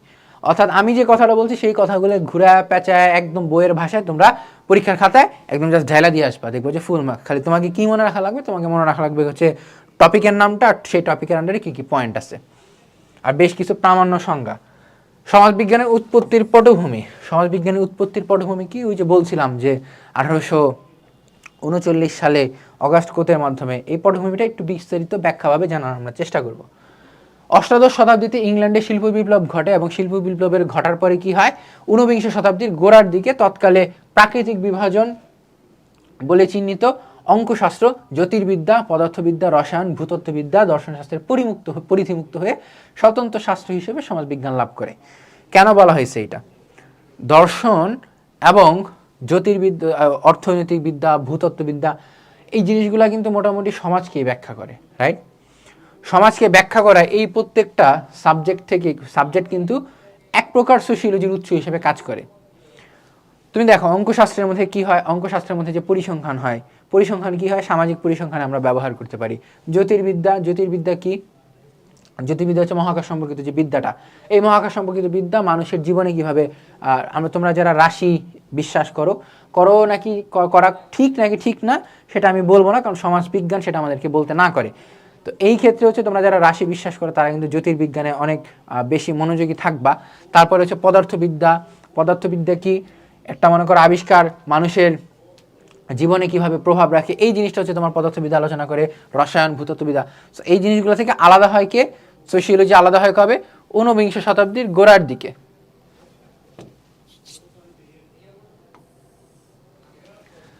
বলা যায় sociology is the youngest of all sciences. Sociology is youngest of all sciences. কেন? যে এতগুলো যে বিজ্ঞানের নাম আমরা পড়লাম, প্রত্যেকটার মধ্যে একদম একদম শেষের দিকে জন্ম হয়েছে এই সোশিওলজি বা সমাজবিজ্ঞানের। 19 শতকে সমাজবিজ্ঞানের জন্ম হলো, এর একটা দীর্ঘ প্রেক্ষাপট রয়েছে, তবে এই দীর্ঘ সময় ঐতিহাসিক সমাজতাত্ত্বিক নিদর্শন পর্যাপ্ত নয়। এ প্রসঙ্গে রবার্ট বিয়ারস্টেড সে তার সোশ্যাল অর্ডার নামক গ্রন্থে, তার গ্রন্থের নাম কি? তার গ্রন্থের নাম হচ্ছে সোশ্যাল অর্ডার।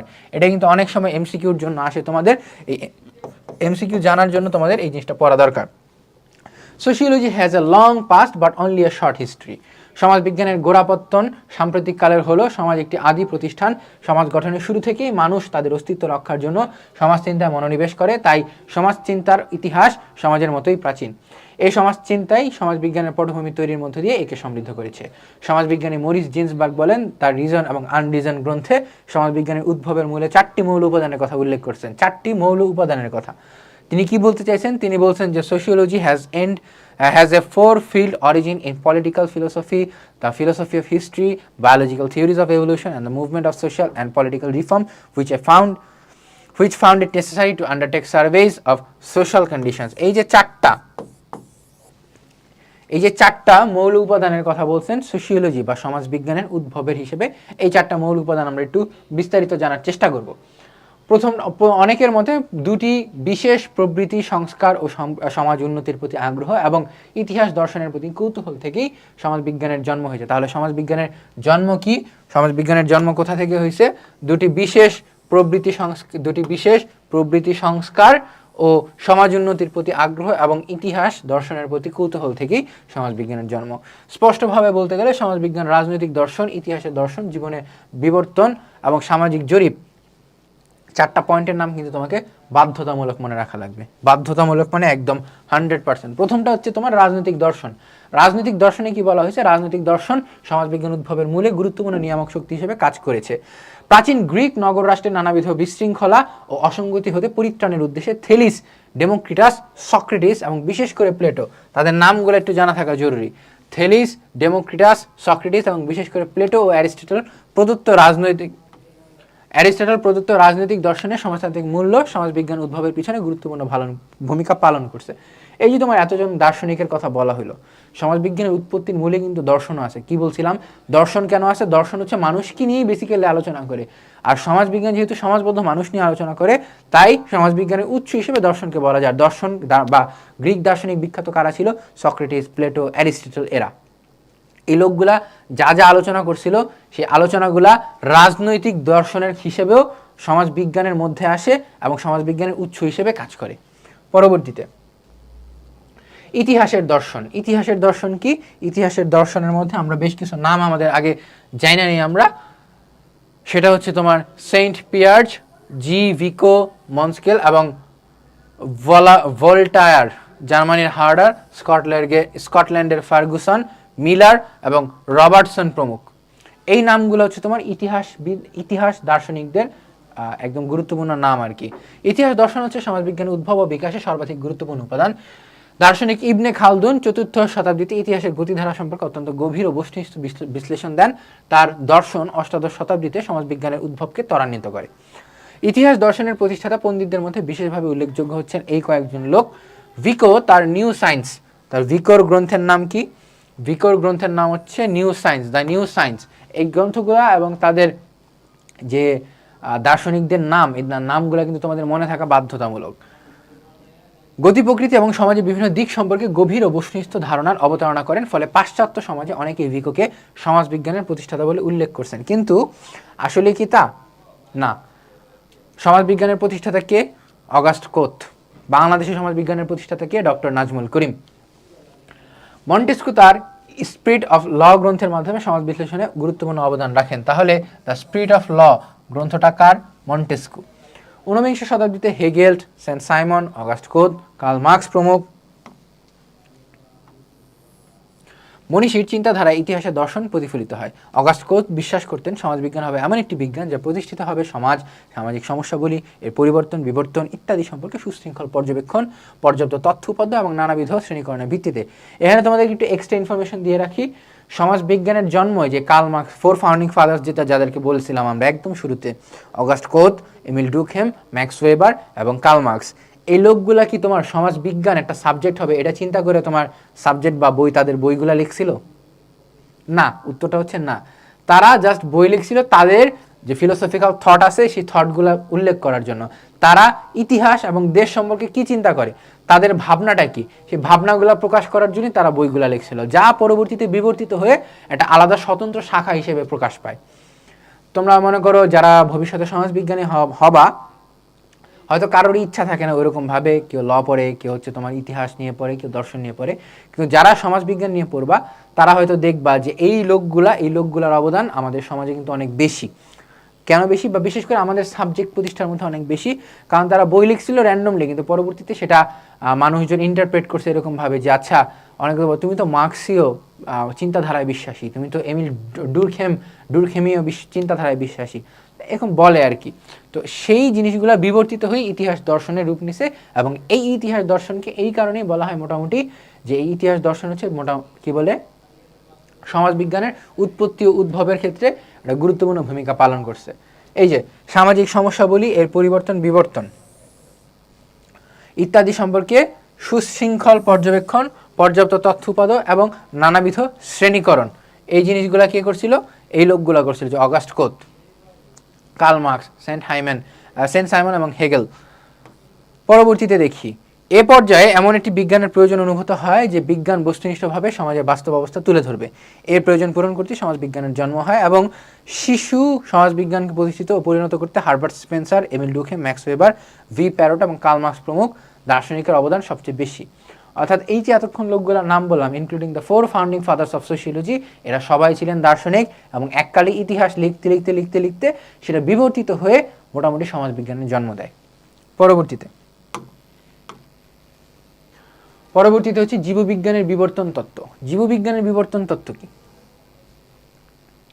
জীববিজ্ঞানের বিবর্তন তত্ত্ব মোটামুটি দেওয়া হচ্ছে চার্লস ডারউইন নামে, তোমরা একটা লোক শুনছো না?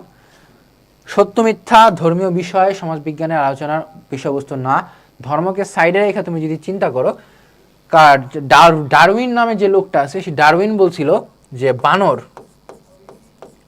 বানর থেকে পরবর্তীতে বিবর্তিত হয়ে মানুষ হয়। এটা কে বলছিল? Charles Darwin. এবং সমাজবিজ্ঞানের মধ্যে আমরা যে জিনিসটা চিন্তা করি তেমনইভাবে বলছিল যে, এই আমরা একটু পড়ি, ঠিক আছে, পড়ার মাধ্যমে বিস্তারিত জানবো। জীববিজ্ঞানে ব্যবহৃত বিবর্তনবাদী তথ্য সমাজবিজ্ঞানের উৎপত্তির মূলে বিশেষ ভূমিকা পালন করছে। আচ্ছা ঠিক আছে, পালন করছে, ভালো কথা। এ তত্ত্বের প্রবর্তক ডারউইন। এ তত্ত্বের প্রবর্তক কে? প্রবর্তক হচ্ছে ডারউইন। সমাজবিজ্ঞানীগণ দেখলেন যে সমাজবিজ্ঞানে বিবর্তনবাদী তত্ত্ব দারুণভাবে প্রযোজ্য। আরে নাইস। সমাজকে জীবদেহের সাথে তুলনা করে যারা এর বিবর্তনবাদী ব্যাখ্যা দিয়েছেন তাদের মধ্যে Morgan, Herbert Spencer, Morgan, Herbert Spencer, oyster mark প্রমুখ বিশেষভাবে উল্লেখযোগ্য। এসব সমাজবিজ্ঞানী জীবজগতের সাথে সমাজের তুলনামূলক আলোচনা করে দেখাতে সক্ষম হন যে সমাজ কিভাবে ফ্রম সিম্পল টু কমপ্লেক্স প্রক্রিয়ায় বিবর্তিত হয়েছে। This is the cream part of this topic. কি বলা হয়েছে? যে সিম্পল টু কমপ্লেক্স, সমাজ প্রথমে ছিল কি সরল, তারপরে সমাজ কি হয়েছে জটিল। তেমনইভাবে বিবর্তন তত্ত্বে যেমন ডারউইন বলছে মানুষ বানর থেকে উৎপত্তি লাভ করছে, তেমনইভাবে সমাজের যে জটিল বিষয়াবলী আছে সেই জটিল বিষয়াবলী আসছিল হচ্ছে একদম সরল বিষয়াবলী থেকে, এবং সেই সরল বিষয়াবলী থেকে বিবর্তিত হয়ে যখন জটিল বিষয়াবলী আসে, সেই জটিল বিষয়াবলী এবং সমাজ ও মানুষের মধ্যে মিথস্ক্রিয়া ব্যাখ্যা করার জন্যই এই সমাজবিজ্ঞান সাবজেক্টের জন্ম হয়। বিবর্তন হলো এমন একটি জীববৈজ্ঞানিক ধারণা যা পরবর্তীতে প্রজন্ম থেকে প্রজন্মান্তরে জীবের গাঠনিক ও চারিত্রিক বৈশিষ্ট্যের ক্রমপরিবর্তন। বিবর্তনের প্রবক্তা চার্লস ডারউইন। 1859 সালে, কত সালে? 1859 সালে তার দ্য অরিজিন অফ স্পিসিস গ্রন্থের মধ্যে বিবর্তনবাদের বিস্তারিত প্রকাশ করেন, এবং এই অরিজিন অফ স্পিসিস গ্রন্থের মধ্যেই বলা হয়েছিল যে বানর থেকে মানুষের উৎপত্তি হয়। আর এই সেম কনসেপ্টটা কোথায় কাজে লাগানো হয়? সেম কনসেপ্টটা কাজে লাগানো হয় হচ্ছে ফ্রম সিম্পল টু কমপ্লেক্স। তিনি বলছিলেন যে বিবর্তনের ভিত্তি হচ্ছে বংশ পরম্পরায় জিনের সঞ্চারণ। বিবর্তন হচ্ছে বিভিন্ন প্রাণী ও উদ্ভিদের শারীরিক অবস্থার ঘটে যাওয়া পরিবর্তনের প্রক্রিয়া ব্যাখ্যাকারী তত্ত্ব। এবং বিবর্তন তত্ত্ব অনুযায়ী পৃথিবীর সকল প্রাণী এবং উদ্ভিদ এককোষীয় মাইক্রো অর্গানিজম থেকে এসেছে, যেটা বিবর্তন আর কি ব্যাখ্যা করে। ডারউইন জীবজগতের বিবর্তন ধারা ব্যাখ্যা করেন এবং তিনি বলেন জীবন যুদ্ধে যোগ্যরাই টিকে থাকে এবং দুর্বল ও অক্ষমেরা প্রাকৃতিক নিয়মে বিলুপ্ত হয়ে যায়। এবং পুরা কনসেপ্টটা সমাজবিজ্ঞানের কিভাবে জন্ম দেয়, এই যে বলছিলাম 1859 সালে অরিজিন অফ স্পিসিস গ্রন্থে তিনি বলছিলেন যে বানর থেকে মানুষের উৎপত্তি হয়। ঠিক বানর থেকে না, এককোষী জীব থেকে প্রথমে আসে হচ্ছে এককোষ। তোমরা কি জানো এককোষ? সাধারণ বিজ্ঞান যারা পড়ছো বা হচ্ছে যারা সায়েন্স থেকে আর্টসে আসছো তারা জানি যে অ্যামিবা নামে একটা বিষয় আছে। সেই অ্যামিবা থেকে তোমার এক কোষ, যেটা এক কোষ থেকে তোমার আস্তে আস্তে বিবর্তিত হয়ে বানর হয়, বানর থেকে পরবর্তীতে মানুষ হয়। এবং সেই সেম কনসেপ্টটা তোমার কাজে লাগে কোথায়? সোসাইটি, যে আমার সেই সিম্পল থেকে কমপ্লেক্স হয়, একদম সাধারণ একটা সোসাইটি থেকে কমপ্লেক্স সোসাইটি হয়, এবং সেই কমপ্লেক্স সোসাইটি মানুষ ও সমাজের মধ্যকার সম্পর্ক বিস্তারিত বিবরণের জন্যই সমাজবিজ্ঞান সাবজেক্টের উৎপত্তি হয়। তাই আমরা বলতে পারি যে জীববিজ্ঞানের বিবর্তন তত্ত্ব আসে কোথা থেকে? জীববিজ্ঞানের বিবর্তন তত্ত্ব আসে হচ্ছে তোমার জীববিজ্ঞানের বিবর্তন তত্ত্ব থেকেই মোটামুটি সমাজবিজ্ঞান বা সোশিয়োলজির জন্ম হয়। পরবর্তীতে সামাজিক জরিপে কি বলা হয়েছে? সমাজবিজ্ঞানের উৎপত্তির মূলে সামাজিক জরিপের অবদান অপরিসীম। সামাজিক সমস্যা চিহ্নিতকরণ, দারিদ্র্য বিমোচন, জনমত যাচাই। কয়েকটা জিনিস: সামাজিক সমস্যা চিহ্নিতকরণ, দারিদ্র্য বিমোচন এবং জনমত যাচাই প্রভৃতি ক্ষেত্রে সামাজিক জরিপের বিকল্প নেই। সামাজিক জরিপের মধ্য দিয়ে সমাজ সম্পর্কে ব্যাপক তথ্য সংগ্রহ ও গবেষণা সহজতর হয়। তাই সামাজিক জরিপকে সমাজবিজ্ঞানের অন্যতম ভূমি উৎস বলা যেতে পারে।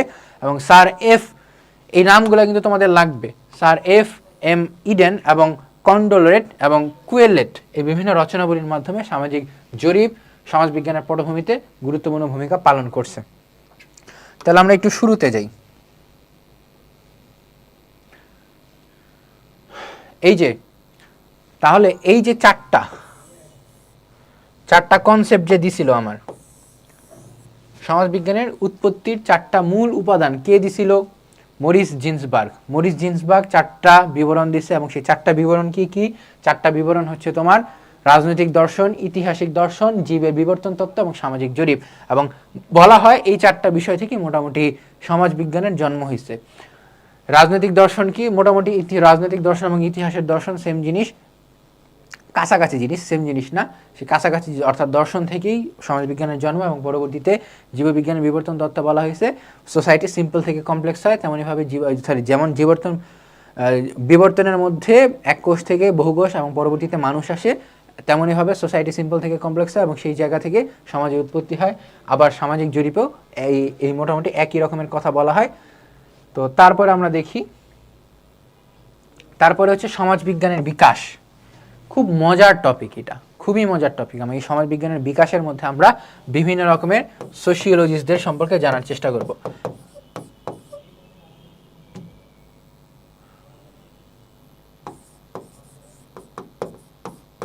বিভিন্ন রকমের সোশিওলজিস্টদের জানার চেষ্টা করব। সোশিওলজিস্ট কারা? সোশিওলজিস্ট হচ্ছে সমাজ বিজ্ঞানী যারা সোশিওলজি নিয়ে পড়াশোনা করেন, গবেষণা করেন এবং সোশিওলজিতে বর্তমান সোশিওলজিতে আনতে সহায়তা করেন। পরবর্তীতে দেখি ঊনবিংশ শতাব্দীর মধ্যভাগে সেম জিনিসটা বারবার আসতেছে। স্বতন্ত্র বিজ্ঞান হিসেবে সমাজবিজ্ঞান উদ্ভব হয়। তবে সমাজ সম্পর্কে চিন্তার ইতিহাস সমাজের মতোই অতি প্রাচীন ও দীর্ঘদিনের। মূলত পাশ্চাত্যের শিল্প বিপ্লবকালে সমাজবিজ্ঞানের জন্ম। একটি পূর্ণাঙ্গ এবং স্বতন্ত্র সামাজিক বিজ্ঞান হিসেবে সমাজবিজ্ঞানের আত্মপ্রকাশ করার পিছনে কতিপয় চিন্তাবিদের প্রত্যক্ষ ও পরোক্ষ অবদান রয়েছে। এবং সেই প্রত্যক্ষ চিন্তাবিদগুলোকে প্লেটো, অ্যারিস্টটল কি করছিল? প্রশ্ন হচ্ছে এটা জাগে না। এই যে আমরা একদম পড়ে আসছিলাম যে রাজনৈতিক দর্শনের মধ্যে, মনে আছে রাজনৈতিক দর্শনে পড়ছিলাম যে প্লেটো, অ্যারিস্টটল, সক্রেটিস এরা যে দর্শনটা দিছিল, সেই দর্শন থেকে বর্তমানে বিবর্তিত হয়ে আলাদা স্বতন্ত্র শাখা হিসেবে মোটামুটি বর্তমান সমাজবিজ্ঞানের জন্ম হয়। এবং প্লেটো এবং অ্যারিস্টটলের যে প্লেটোর তার রিপাবলিক গ্রন্থের মধ্যে বিভিন্ন সমাজতাত্ত্বিক ও মনস্তাত্ত্বিক বিষয়ে আলোচনা করেন। তারপর হচ্ছে তিনি সমাজ সম্পর্কে যেসব তত্ত্বের অবতারণা করেন তা মূলত যুক্তি নির্ভর এবং যদিও তা অনেক ক্ষেত্রে বাস্তবতা বিবর্জিত। তারা যে তত্ত্বটা দিছিল সেটা ছিল বাস্তবতা বিবর্জিত, কিন্তু সেই তত্ত্বগুলো হচ্ছে বর্তমান সমাজে অ্যাপ্লাই করা যায়, অর্থাৎ ভিত্তি হিসেবে কাজ করে শুধুমাত্র। আবার একইভাবে তার ছাত্র অ্যারিস্টটল পলিটিক্স গ্রন্থে, অ্যারিস্টটলকে কি বলা হয় জানো? অ্যারিস্টটলকে এই পলিটিক্স গ্রন্থটার জন্য বলা হয় রাষ্ট্রবিজ্ঞানের জনক। রাষ্ট্রবিজ্ঞানের জনককে অ্যারিস্টটল। রাষ্ট্রবিজ্ঞান যেহেতু সমাজবিজ্ঞানের সাথে কানেক্টেড, রাষ্ট্র কি নিয়ে কাজ করে? রাষ্ট্র কাজ করে হচ্ছে সমাজবদ্ধ মানুষকে নিয়ে। মানুষ ছাড়া কি তুমি রাষ্ট্র কল্পনা করতে পারো? রাষ্ট্রের চারটা ভিত্তি কি? রাষ্ট্রের চারটা ভিত্তি হচ্ছে: 1, তার ভূখণ্ড থাকতে হবে, যেটা বাংলাদেশের আছে। 2, তার জনগণ থাকতে হবে এবং জনগণ কি নিয়ে আলোচনা করে? জনগণকে নিয়ে আলোচনা করে হচ্ছে সমাজবিজ্ঞান। 3, তার সার্বভৌমত্ব থাকতে হবে, 3, তার সরকার থাকতে হবে এবং 4, তার সার্বভৌমত্ব থাকতে হবে। 2 নম্বর পয়েন্ট যেটা, সেটা হচ্ছে জনগণ। এই জনগণকে নিয়ে কি আলোচনা করে? জনগণকে নিয়ে আলোচনা করে হচ্ছে তোমার সমাজবিজ্ঞান। এবং যার কারণে এই অ্যারিস্টটল এবং প্লেটো, বিশেষ করে অ্যারিস্টটল, এদেরকে বলা হয় সমাজবিজ্ঞানের আদি পিতা আর কি। পরবর্তীতে হচ্ছে ম্যাকিয়াভেলি তার একটা গ্রন্থ ছিল দ্য প্রিন্স গ্রন্থ। এই গ্রন্থটা শুধুমাত্র আমাদের লাগে। ম্যাকিয়াভেলি প্রিন্স গ্রন্থে মানব চরিত্রের বিশ্লেষণের ক্ষেত্রে নিরপেক্ষ দৃষ্টিভঙ্গি সুপারিশ করেন। মানব চরিত্রের বিশ্লেষণের ক্ষেত্রে নিরপেক্ষ দৃষ্টিভঙ্গি সুপারিশ এবং রাজনীতি থেকে ধর্ম এবং নৈতিক মূল্যবোধকে পৃথক রাখার প্রস্তাব দেন। বর্তমানে বিভিন্ন রাজনৈতিক দল আছে যারা হচ্ছে ধর্মকে কেন্দ্র করে পুঁজি করে তোমার রাজনীতি করে, যেটা হচ্ছে শুধুমাত্র আমাদের দেশে না, এরকমও না, ভ্যাটিকান সিটি থেকে শুরু করে ইউরোপের বিভিন্ন জায়গায়, ইভেন আমেরিকার মতো একদম উন্নত রাষ্ট্রগুলোতে এটা আছে। কিন্তু ম্যাকিয়াভেলি যে দার্শনিক ছিলেন, তিনি ছিলেন মূলত দার্শনিক না, তিনি ছিলেন মূলত ধর্মতত্ত্ববিদ। এই ধর্মতত্ত্ববিদ ইনি কি বলছিলেন যে রাষ্ট্র থেকে ধর্মকে যদি তুমি আলাদা রাখতে পারো, তাহলেই হচ্ছে তোমার এই রাষ্ট্র ভালোভাবে ফাংশন করতে পারবে। পরবর্তীতে টমাস মুর, প্রথমে যায় ম্যাকিয়াভেলি, আচ্ছা প্রথমে যায় হচ্ছে ম্যাকিয়াভেলি, তারপরে যায় হচ্ছে টমাস মুর। টমাস মুর তার যে প্রিন্স গ্রন্থটা ছিল, যে ম্যাকিয়াভেলি যে প্রিন্স গ্রন্থটা, তার একটা একদম বিপরীতমুখী একটা ধারণা দেন। বিপরীতমুখী ধারণা দেন কোন গ্রন্থে? 1515 সালের তার ইউটোপিয়া নামে গ্রন্থে। তিনি বলেন যে দৈনন্দিন সামাজিক সমস্যা পর্যালোচনার ক্ষেত্রে বিশেষ অবদান রাখে। আচ্ছা, কি টমাস মুর প্রাকৃতিক আইনের সামাজিক ব্যবহারের উপর বিশেষ গুরুত্ব দেন। প্রাকৃতিক আইনের সামাজিক গুরুত্ব। প্রাকৃতিক আইনটা কি? প্রাকৃতিক আইন হচ্ছে যে আমরা একটু পরেই জানবো, অগাস্ট কোড সম্পর্কে বিস্তারিত যখন জানবো তখনই আমরা জানবো যে প্রাকৃতিক আইন হচ্ছে তোমার প্রকৃতি যেটা আমরা দেয় আর কি, যে আইনগুলো প্রকৃতি, যেমন সূর্য উঠে, হ্যাঁ, তারপর এই জিনিসগুলো হচ্ছে তোমার সামাজিক ব্যবহারের উপর বিশেষ গুরুত্ব দেন। যে সূর্য ওঠে জিনিসটা কি? ধর্মীয় একটা দিক। এই ধর্মীয় দিক থেকে আমরা বিশ্বাস করতেছি যে আচ্ছা আল্লাহ বা সৃষ্টিকর্তা তিনি হচ্ছে প্রতিদিন সূর্য দেন এবং সূর্য ডুবাই দেন। তো এই আইনটা হচ্ছে তোমার ব্যাখ্যা করার, সেটা সামাজিক ব্যবহারের উপর উনি গুরুত্ব দেন। উপরজন বলছিল ধর্মকে আলাদা রাখো, ইনি বলছেন যে ধর্মকে অবশ্যই একসাথে রাখবা। তারপর হচ্ছে ভিকো হচ্ছে তোমার একজন চিন্তাবিদ, সমাজ বিবর্তনের নিয়ম এবং ধারা বিশ্লেষণের জন্য সামাজিক পর্যবেক্ষণ এবং গবেষণার উপর গুরুত্ব আরোপ করেন। দ্য নিউ সায়েন্স গ্রন্থে, প্রত্যেকজনের গ্রন্থর নামগুলো কিন্তু তোমার জন্য ইম্পর্টেন্ট। ভিকো তার দ্য নিউ সায়েন্স গ্রন্থে সমাজ বিবর্তনের 3টি যুগ লক্ষ্য রাখেন। একটা হচ্ছে দেবতাদের যুগ, এবং পরেরটা হচ্ছে বীর যোদ্ধাদের যুগ, এবং পরেরটা হচ্ছে মানুষদের যুগ। জাস্ট আপাতত এতটুকু মনে রাখলেই চলবে যে সমাজ বিবর্তনের 3টি যুগ কোন সমাজবিজ্ঞানী ব্যাখ্যা করছিলেন? ভিকো। তার কোন গ্রন্থে? দ্য নিউ সায়েন্স গ্রন্থে। পরবর্তীতে ইবনে খালদুন হচ্ছে তোমার বিশিষ্ট মুসলিম চিন্তাবিদ। তিনি হচ্ছে সমাজ চিন্তার বিকাশের ক্ষেত্রে অনন্য সাধারণ অবদান রাখছেন। তার বিখ্যাত গ্রন্থ হচ্ছে মুকাদ্দিমায়ে, এবং যা হচ্ছে সমাজের গতি প্রকৃতি এবং সমাজ জীবনের বাহ্যিক ও আধ্যাত্মিক শক্তিসমূহ প্রভাব আলোচনা করছিল। এখানে হচ্ছে তোমার সংস্কৃতি, রাষ্ট্র, সামাজিক সংহতি ইত্যাদি উল্লেখ করছিল। তারপরে দেখি, আচ্ছা তার সম্পর্কে আরেকটা ইনফরমেশন হচ্ছে মধ্যযুগে জন্মগ্রহণকারী এই মনীষীকে জার্মান সমাজচিন্তাবিদ কার্ল মার্কসের পূর্বসূরি। তাকে কি বলা হয়? কার্ল মার্কসের পূর্বসূরি, এই জিনিসটা তাকে বলা হয়। অর্থাৎ ইবনে খালদুন সম্পর্কে একটা ইনফরমেশন হচ্ছে তাকে কার্ল মার্কসের পূর্বসূরি বলা হয়, এবং অনেকে বস্তুবাদী লেখক হিসেবে তাকে গণ্য করছিলেন। এই দুইটা জিনিস তোমাদের এমসিকিউর জন্য আসে, অর্থাৎ ইবনে খালদুন তোমাদের এমসিকিউর জন্য গুরুত্বপূর্ণ। পরবর্তীতে সাইমন ও অগাস্ট কোত। অগাস্ট কোত কে ছিলেন? অগাস্ট কোত ছিলেন সাইমন, যে একটা সংজ্ঞা আমরা পড়ছিলাম মনে আছে, এই সাইমনের ছাত্রই ছিলেন হচ্ছে অগাস্ট কোত। আসো দেখি, ফরাসি সমাজবিজ্ঞানী সেন্ট সাইমন মানুষের দুঃখ দুর্দশা মোচনের জন্য এক নতুন বিজ্ঞান প্রতিষ্ঠার প্রস্তাব করেন এবং সমাজ বিকাশ ও সমাজ পরিবর্তনের সূত্রের একটি রূপরেখা প্রদান করেন। সেই সূত্র অনুসরণ করে তারই ছাত্র ও অনুগামী অগাস্ট কোত সমাজ সম্পর্কিত বিভিন্ন গ্রন্থ প্রণয়ন করেন, এবং উল্লেখ্য সেন্ট সাইমনকে তার অবদানের জন্য সমাজবিজ্ঞান ও সমাজতন্ত্রের আদি প্রবক্তা বলেও গণ্য করা হয়। সমাজবিজ্ঞান ও সমাজতন্ত্রের অন্যতম আদি প্রবক্তাকে সাইমন, এবং মানে সেন্ট সাইমন কেন? তিনি তার ছাত্র অগাস্ট কোতকে সেই রকম ধ্যান ধারণা দেন যে সমাজ বিজ্ঞান হবে একটা আলাদা স্বতন্ত্র শাখা আর কি। সেন্ট সাইমনের সুযোগ্য ছাত্র ফরাসি দার্শনিক অগাস্ট কোত ঐতিহ্যগতভাবে সমাজবিজ্ঞানের জনক বা প্রতিষ্ঠাতা বলে পরিচিত। সমাজবিজ্ঞানের উদ্ভবের পিছনে তার চিন্তাধারা তাৎপর্যপূর্ণ প্রভাব বিস্তার করে। তিনিই প্রথম সমাজ চিন্তাবিদ যিনি 1839 সালে সর্বপ্রথম সোশিওলজি শব্দটি চয়ন করেন। সমাজকে জানার জন্য অগাস্ট কোত একটি অনন্য সাধারণ বিজ্ঞানের প্রয়োজনীয়তা অনুভব করেছিলেন। সমাজ সম্পর্কিত বিজ্ঞানকে অগাস্ট কোত সোশ্যাল ফিজিক্স বা সামাজিক পদার্থবিদ্যা নামে আখ্যা দেন। পরবর্তীতে তিনি বিষয়টিকে সোশিওলজি বা সমাজ বিজ্ঞান নামে অভিহিত করেন। তাহলে সোশিওলজি শব্দটির উৎপত্তি কথা থেকে আসে সোশ্যাল ফিজিক্স শব্দটি থেকে। অগাস্ট কোত মনে করেন সমাজবিজ্ঞান হবে এমন একটি বিজ্ঞান যেখানে এককভাবে সামাজিক সমস্যা, ঘটনা ও পরিস্থিতি সম্পর্কে ব্যাখ্যা বিশ্লেষণ করা যাবে। অর্থাৎ তার প্রস্তাবিত বিজ্ঞানের কাজ হচ্ছে সামাজিক প্রপঞ্চ সমূহের ব্যাখ্যা বিশ্লেষণ। 1830 থেকে 1842 সালের মধ্যে 6 খণ্ডে তার বিখ্যাত পজিটিভ ফিলোসফি, এবং এই গ্রন্থটার মধ্যে কিন্তু সোশিওলজি শব্দটা আসছিল। সোশিওলজি শব্দটা কোন গ্রন্থের মধ্যে আসছিল? কিন্তু পজিটিভ ফিলোসফি। এই গ্রন্থে তিনি মানব চিন্তা ও সমাজের বিকাশের 3টি পর্যায়ের নাম উল্লেখ করেন, যেসবের মাধ্যমে মানব সমাজের বিবর্তন ঘটে। মূলত অগাস্ট কোত মানব জ্ঞানের 3টি স্তর, প্রতিটি স্তরে সামঞ্জস্যপূর্ণ এক ধরনের সমাজের অবস্থার বর্ণনা দেন, এবং অগাস্ট কোতের মতে মানব জ্ঞান বিকাশের 3টি স্তর রয়েছে। এবং এই গ্রন্থটা কত খণ্ডে? 6 খণ্ডে রচিত। এই তিনটা স্তর কি? এই তিনটা স্তর হচ্ছে ধর্মতাত্ত্বিক স্তর, অধিবিদ্যা স্তর এবং দৃষ্টিবাদী স্তর। আমি তোমাদেরকে একটু সামারি দিয়ে দিই, যেটা তোমাকে বুঝতে খুব সুবিধা হবে যে ভাই থিওলজিক্যাল স্টেজ, মেটাফিজিক্যাল স্টেজ এবং পজিটিভ স্টেজ জিনিসগুলা কি। এটার ব্যাখ্যা হয়তো তোমাদের বইয়ে নাই, জাস্ট এতটুকু মনে রাখো। ধর্মতাত্ত্বিক স্টেজে বলা হয়েছে যে মানুষ যখন জন্মগ্রহণ করে, একদম শুরুর দিকের কথা, মনে করো খ্রিস্টপূর্বাব্দ আরও 2000-3000 বছর আগের কাহিনী, তখন মনে করা হতো যে গড আছে।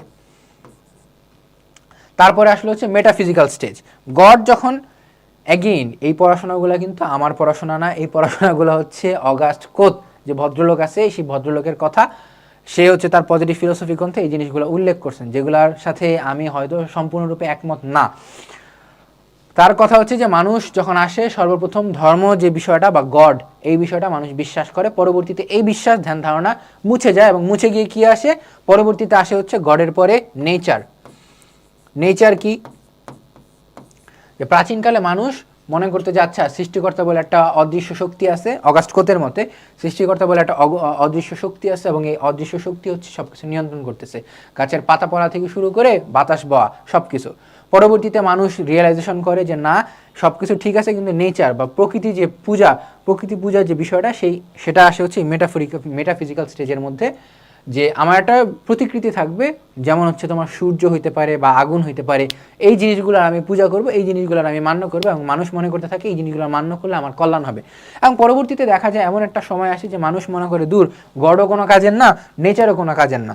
তখন আসে তার পজিটিভ স্টেজ, যেখানে তিনি বলেন যে সায়েন্স, বর্তমান যে সায়েন্স, বিজ্ঞান যে বিষয়টা আছে, সেই বিজ্ঞান বিষয়টা হচ্ছে গড এবং নেচারের চেয়ে ভালো। অগাস্ট কোতের মতে, অগাস্ট কোত এইভাবে পুরো সমাজ ব্যবস্থাকে ব্যাখ্যা করছিলেন আর কি। পরবর্তীতে দেখি, অগাস্ট কোতের সমাজবিজ্ঞানের অন্যতম প্রধান ধারণা হচ্ছে উপরে বর্ণিত তার প্রদত্ত সমাজবিজ্ঞানের 3টি পর্যায়ের সূত্র, তাকে কি বলা হয়? Law of 3 stages. তিনি মনে করেন মানব চিন্তা ঐতিহাসিকভাবে ধর্মতাত্ত্বিক স্তর থেকে অধিবিদ্যা স্তর অতিক্রম করে দৃষ্টিবাদী স্তরে উপস্থিত হয়েছে, যেটা হচ্ছে তোমার মেটাফরিক্যাল।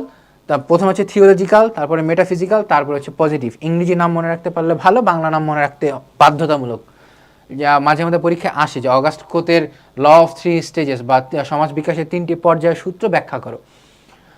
তারপরে কি? মানব চিন্তা বিকাশের উক্ত 3টি স্তরকে অগাস্ট কোত যথাক্রমে আদিম ও প্রাচীন, সমাজ ও মধ্যযুগীয় তথা, অর্থাৎ মানুষ আদিম ও প্রাচীন যুগে কি করতো? মানুষ আদিম ও প্রাচীন যুগে গডকে মান্য করতো, যে গড বলে একটা বিষয় আছে বা সৃষ্টিকর্তা বলে একটা বিষয় আছে। এবং পরবর্তীতে মধ্যযুগীয় তথা সামন্তবাদ সমাজ, যেটা হচ্ছে ফিউডালিজম, সেই সামন্তবাদ সমাজে মানুষ চিন্তা করা শুরু করলো যে আচ্ছা, গড আছে, গড তো নাই, এরকমভাবে এখানে নেচার আছে, যেটাকে আমরা মেটাফরিক্যাল স্টেজ বলতেছি।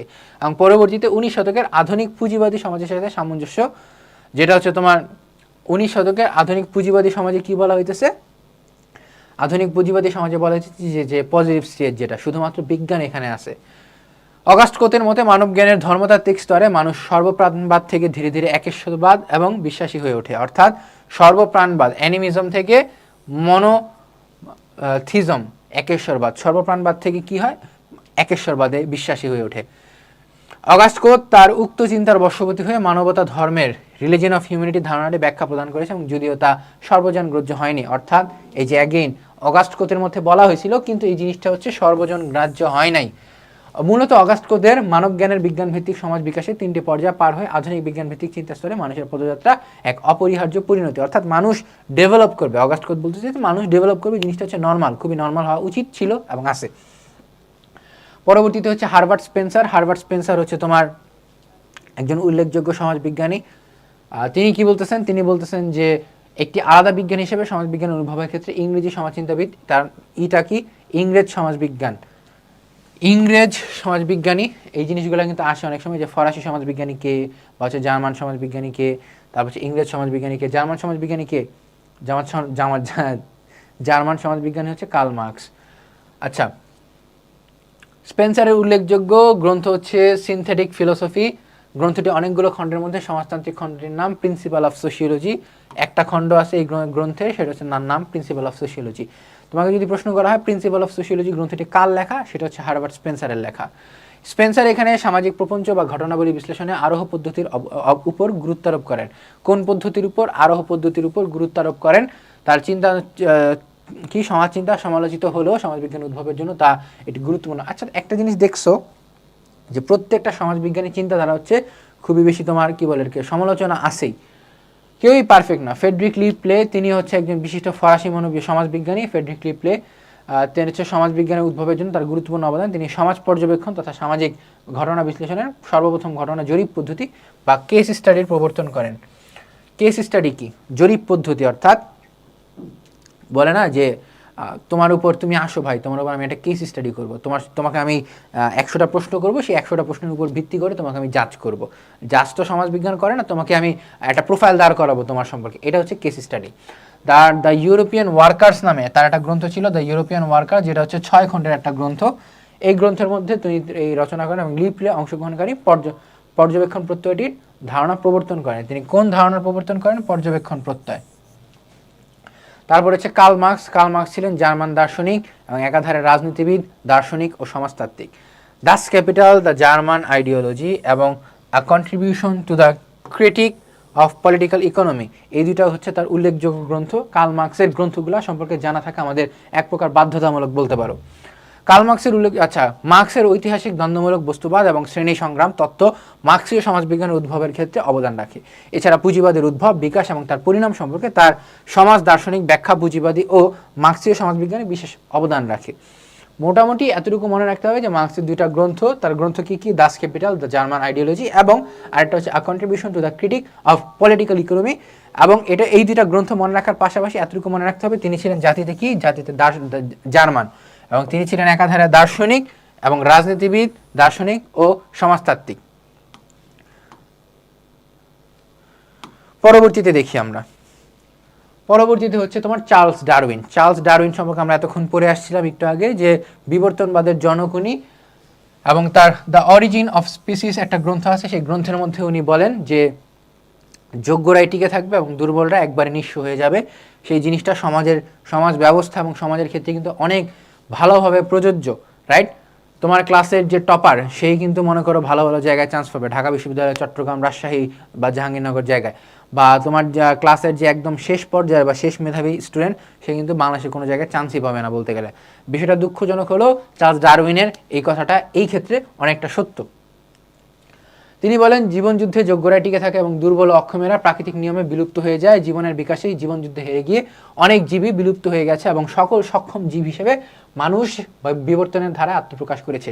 ডারউইনের এই মতবাদ সামাজিক বিবর্তন ব্যাখ্যার ক্ষেত্রে গুরুত্বপূর্ণ ভূমিকা পালন করে। সিগমন্ড ফ্রয়েড, এই যে আরেকজন লোক চলে আসছে, সিগমন্ড ফ্রয়েড। সিগমন্ড ফ্রয়েড বলেন, সিগমন্ড ফ্রয়েড মোটামুটি দ্য ইন্টারপ্রিটেশন অফ ড্রিমস, তার দুইটা গ্রন্থ আছে, আমি তোমাকে একটু ব্ল্যাঙ্ক স্ক্রিনে দেখাই, ঠিক আছে? সিগমন্ড ফ্রয়েড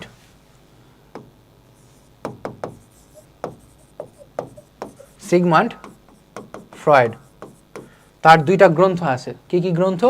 এক, দ্য ইন্টারপ্রিটেশন অফ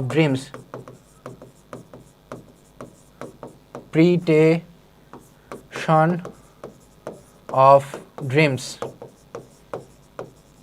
এবং তার আরেকটা গ্রন্থ আছে, সেই গ্রন্থটার নাম হচ্ছে তোমার the second sex.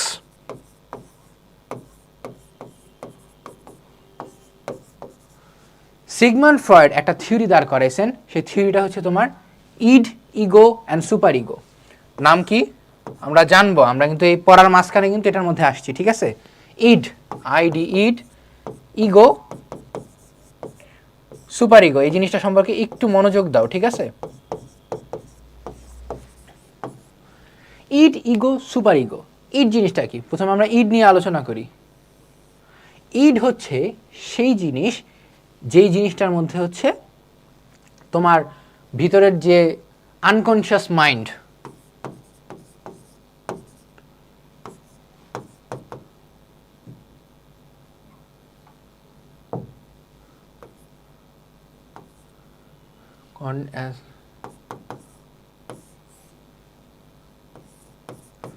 Unconscious mind যে বিষয়টা আছে, বা অবচেতন মন যেটাকে আমরা বলি, কি? অবচেতন মন।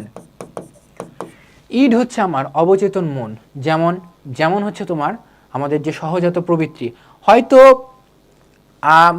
একটা উদাহরণ দিই, খুব ভালোভাবে বুঝতে পারবা। একজন শিশু, সে যদি পটি ট্রেন না থাকে, এবং কোনো শিশুই পটি ট্রেন থাকে না, তার সহজাত প্রবৃত্তি কি? সবকিছু হাতায় বেড়ানো। অর্থাৎ একজন অ্যাডাল্ট না থাকলে সে তার মলমূত্র হাতায় বেড়াবে। কিন্তু পরবর্তীতে কি মানুষ বড় হয়, বড় হইলেও তার সে স্বভাবটা কিন্তু থেকে যায়, হাতায় বেড়ানোর স্বভাব।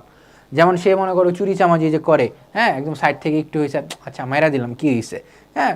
তো মনে করো এই যে কলমটা, এই কলমটা আমি একটা বন্ধুর পাইছি, আরে ব্যাগে নিয়ে চলে গেলাম, তো মাইরা দেওয়ার যে বিষয়টা, যে চুরি চামারি বা হাতানোর যে বিষয়টা, কিন্তু তার ভিতরে থাকে, সেটা সুপ্ত অবস্থায় থাকে, আনকনসিয়াস মাইন্ডে থাকে। কিন্তু সামাজিকীকরণ, পারিবারিক শিক্ষা বা হচ্ছে প্রাতিষ্ঠানিক শিক্ষা, সামাজিক শিক্ষা, এগুলোর কারণে এই অবচেতন মনটা কিছুটা হলেও দমায় রাখা যায়। সুপার ইগো হচ্ছে তোমার নৈতিকতা। সুপার ইগো কি? নৈতিকতা। সকল ক্ষেত্রে নৈতিকতার পালন করে হচ্ছে সুপার ইগো। এবং ইগো এই জিনিসটা হচ্ছে এই দুইটার ব্যালেন্স করে। এই দুইটার ব্যালেন্স করে কে? এই দুইটার ব্যালেন্স করে হচ্ছে ইগো। ইগোর কাজ কি? ব্যালেন্স করানো।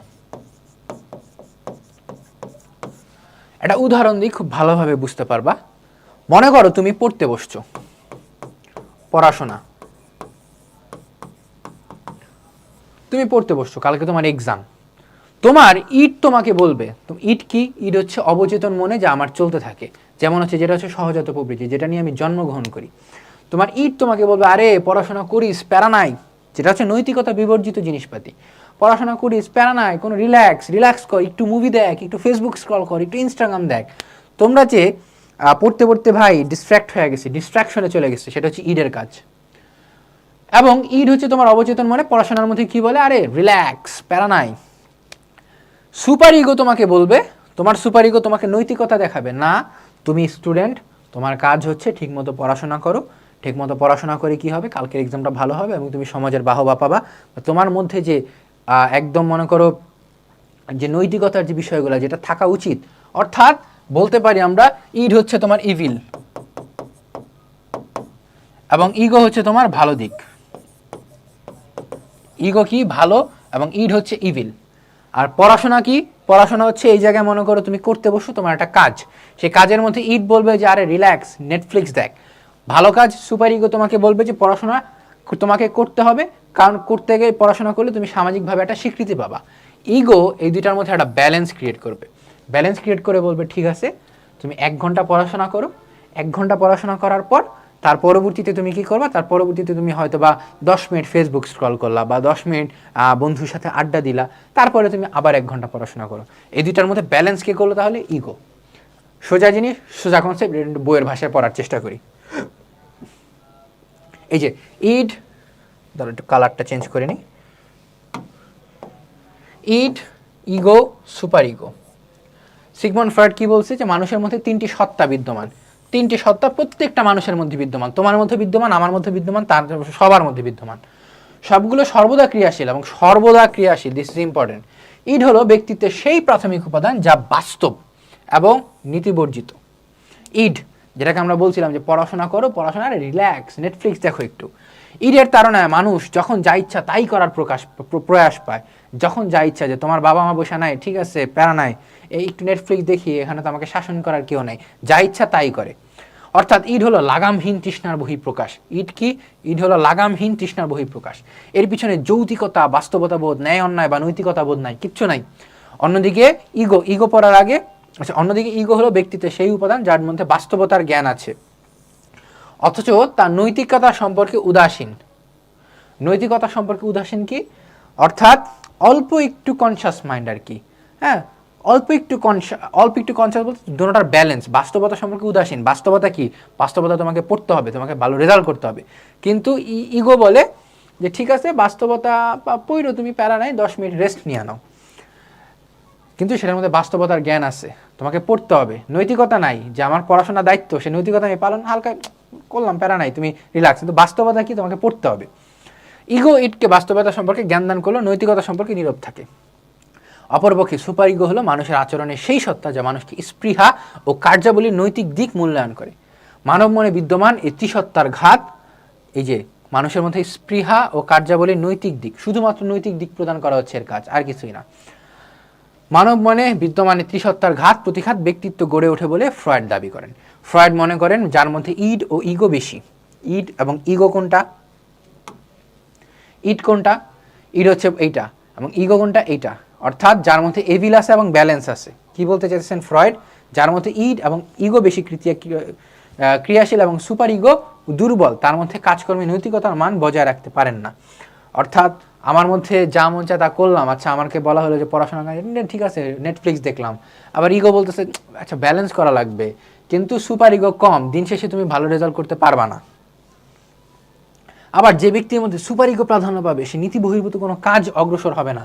অর্থাৎ যার মধ্যে আবার সুপার ইগো আছে, যার মধ্যে বলতেছে যে সুপার ইগো খুব ভালো, খুব নৈতিকতার যে বিষয়গুলো আছে, সেই লোক পড়াশোনা বাদে কিছু করতে পারবে না। তোমাদের মধ্যে বলে না আমরা কিছু যে আতেল, দুনিয়ার কিছু বুঝে না, তার মধ্যে মনে করবা যে তার মধ্যে সুপার ইগো বেশি, তার মধ্যে ইডের যে প্রভাবটা কিছুটা কম। ইগো সবার মধ্যেই থাকবে, ইগো সবার মধ্যে সমানভাবে থাকে, কিন্তু কারো মধ্যে ইড বেশি, কারো মধ্যে সুপার ইগো বেশি। কোথায় এভাবে ব্যক্তির মধ্যে ইড, ইগো, সুপার ইগোর মাত্রাগত পার্থক্যের উপরেই ব্যক্তির আচরণ অনেকটা নির্ভর করে। উল্লেখ্য সমাজবিজ্ঞান মানুষের পারস্পরিক সম্পর্ক আলোচনা করে, এ কারণে ফ্রয়েডের চিন্তা সমাজবিজ্ঞানে গুরুত্বপূর্ণ স্থান দখল করছে। তারপরে আমরা যাই ড্রুকহেম ও ম্যাক্স ওয়েবার। এমিল ড্রুকহেম ও ম্যাক্স ওয়েবার এরা দুজন কিন্তু 4 ফাউন্ডিং ফাদার্সের দুইজন। এটা কি বোঝায় যে সামাজিক বিজ্ঞানের একটি পৃথক শাখা হিসেবে সমাজবিজ্ঞানের উদ্ভবের পিছনে ফরাসি চিন্তাবিদ ড্রুকহেম এবং জার্মান অর্থনীতিবিদ ম্যাক্স ওয়েবার। ড্রুকহেম তার গ্রন্থে সমাজ বিশ্লেষণের ক্ষেত্রে বিজ্ঞান ভিত্তিক দৃষ্টিভঙ্গির পরিচয় দিয়েছেন। তিনি সমাজ বিশ্লেষণের ক্ষেত্রে গোষ্ঠীকে একটি গবেষণা একক হিসেবে গুরুত্ব প্রদান করেন। অপরপক্ষে ম্যাক্স ওয়েবার সেখানে ব্যক্তিকে সমাজ গবেষণার একক হিসেবে, ব্যক্তিকে তিনি কি করেন, সমাজ গবেষণার একক হিসেবে গণ্য করেন কে, ম্যাক্স ওয়েবার। ওয়েবারের আমলাতন্ত্রের নেতৃত্বে সমাজতান্ত্রিক বিশ্লেষণ প্রদান করে বিশেষ কৃতিত্বের অধিকারী বলে বিবেচিত হন। তিনি ক্ষমতা ও মর্যাদা ও ভূমিকা বিশ্লেষণ দ্বারা সামাজিক স্তর বিন্যাস পাঠে মৌলিক অবদান রাখেন। তাহলে সামাজিক স্তর বিন্যাস পাঠে মৌলিক অবদান কে রাখেন, ম্যাক্স ওয়েবার। আচ্ছা এটা শেষ। মর্গান কি বলছেন যে 1877 সালে তার একটা গ্রন্থ প্রকাশিত হয়েছিল এনশিয়েন্ট সোসাইটি। তোমাদের একটা কাজ থাকবে, আজকের ক্লাসটা করার পর একটা কাজ থাকবে, তোমাদের যে বই আছে সেই বইয়ের মধ্যে তুমি সমাজবিজ্ঞানের নাম লিখবা, তার গ্রন্থটা লিখবা এবং কবে প্রকাশিত হয়েছে সেটা লিখবা। মাস্ট আজকের এই ক্লাসটা শেষ করার পর এই কাজটা শেষ করবা এবং কাজটা শেষ করার পর কার গ্রন্থ কার নাম সেটা একটু মুখস্থ করবা। সালগুলো মুখস্থ রাখতে পারলে ভালো, যেগুলো গুরুত্বপূর্ণ সাল সেগুলো অবশ্যই মনে রাখা লাগবে, যেমন 1839 সালে অগাস্ট কোত। গ্রন্থে লুইস হেনরি মর্গান, তার পুরো নাম কি, মর্গানের পুরো নাম কি, লুইস হেনরি মর্গান সামাজিক বৈশিষ্ট্যের ভিত্তিতে সমাজকে বিভিন্নভাবে বিভক্ত করে তার পর্যায়ক্রমিক বিবর্তনের ধারা তৈরি করেন। তিনি মনে করেন মানব সমাজে কালের ধারায় বিবর্তিত হয়ে বর্তমান সভ্যতা রূপ ধারণ করেছে। তার মতে সমাজ বিবর্তিত হয় 3টি পর্যায়ের মধ্য দিয়ে: 1 বন্য দশা, 2 বর্বর দশা এবং 3 সভ্য দশা, অর্থাৎ সেভেজারি, বারবারিজম এবং সিভিলাইজেশন। ওই যে একদম শুরুতে আমরা পড়ছিলাম মনে আছে যে বিবর্তনবাদের আগে, ইডেগো সুপার ইগোর আগে একটা কনসেপ্ট পড়ছিলাম, চলো আমরা দেখি একটু। এই যে ধর্মতাত্ত্বিক স্তর, থিওলজিক্যাল, মেটাফিজিক্যাল এবং পজিটিভ স্টেজ, কে বলছিল, অগাস্ট কোত বলছিল। কি বলছিল, এটি হচ্ছে তোমার বন্যদশা, বারবারিজম এবং সিভিলাইজেশন। শুরুর দিকে ছিল বন্যদশা, সেই বন্যদশার মধ্যে মানুষ শুধু গডকে বিশ্বাস করত। তারপরে বর্বর দশা, সেই বর্বর দশার মধ্যে মানুষ হচ্ছে শুধুমাত্র প্রকৃতিকে বিশ্বাস করত। তারপরে সিভিলাইজেশনে সায়েন্স চলে আসলো। ইবি টেইলর কি বলছেন, নির্বিজ্ঞানী ইবি টেইলর, তার পরিচয় কি, তিনি ছিলেন একজন নির্বিজ্ঞানী। সংস্কৃতি হলো ইতিহাসের বিজ্ঞান যা সাংস্কৃতিক প্রগতি দর্শনের 3টি স্তর তথা আদিমতা, বর্বরতা ও সভ্যতার উপর প্রতিষ্ঠিত। তিনি আরও বলেন সাংস্কৃতিক প্রগতির 3টি সার্বজনীন স্তর রয়েছে, তবে তিনি এগুলোকে ইতিহাসের চালিকা শক্তি হিসেবে গ্রহণ করেননি, বরং এগুলোকে পূর্বের অবস্থা পুনর্নির্মাণের হাতিয়ার হিসেবে ব্যবহার করেছেন। সর্বশেষে বলা যায় উপযুক্ত আলোচক ও চিন্তাবিদদের রচনা, চিন্তাধারা সমাজবিজ্ঞানের উদ্ভব ও বিকাশে তাৎপর্যপূর্ণ ভূমিকা পালন করেছিল। বস্তুত বিভিন্ন সময় বিভিন্ন মনীষী প্রদত্ত সমাজতাত্ত্বিক মতবাদসমূহ সমাজবিজ্ঞান বিকাশে বিভিন্নভাবে ভূমিকা পালন করেছিল। আমরা একটা বট বৃক্ষ দেখতে পাই, সেই বৃক্ষর মধ্যে বিভিন্ন রকমের লোকজন আছে, যেমন প্লেটো, অ্যারিস্টটল, ইবনে খালদুন এক সেকশনে চলে যায় একদম আদিম দিকে। তারপরে হচ্ছে রোমান দার্শনিক, তারপরে হচ্ছে তোমার প্রাচীন ভারতের শাস্ত্রসমূহ, তারপরে ভিকো মন্টেস্কু, তারপরে ফরাসি দার্শনিক অগাস্ট কোত, তারপর হচ্ছে জন স্টুয়ার্ট মিল, তারপর হচ্ছে হব হাউস, তারপরে হচ্ছে এমিল ড্রুকহেম, ম্যাক্স ওয়েবার, তারপর হচ্ছে সমাজবিজ্ঞান, মনোবিজ্ঞান, জীববিদ্যা, রসায়ন, পদার্থবিদ্যা, এগুলো হচ্ছে শিকড় থেকে গড়ে ওঠা জিনিসপাতি। অর্থাৎ শিকড় যদি হয় এই সামাজিক বিজ্ঞান, সোশ্যাল সায়েন্সেস, তাহলে এই লোকজনগুলো হচ্ছে তোমার এর শাখা প্রশাখা, ডালপালা। পরবর্তীতে হচ্ছে সমাজবিজ্ঞানের শাখাসমূহ দেখার চেষ্টা করবো আমরা।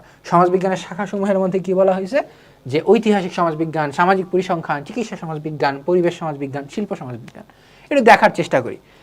ঐতিহাসিক সমাজবিজ্ঞান কি? ঐতিহাসিক সমাজবিজ্ঞান হচ্ছে সমাজের মধ্যে ইতিহাস, ইতিহাসের বৈশিষ্ট্য এবং মানুষের মধ্যে যে আলোচনাগুলা, সেই আলোচনাগুলা করা হয়েছে হচ্ছে এই ঐতিহাসিক সমাজবিজ্ঞান। একদম পরিধির মধ্যে আমরা পড়ছিলাম, এটার সাথে মিল পাওয়া তুমি।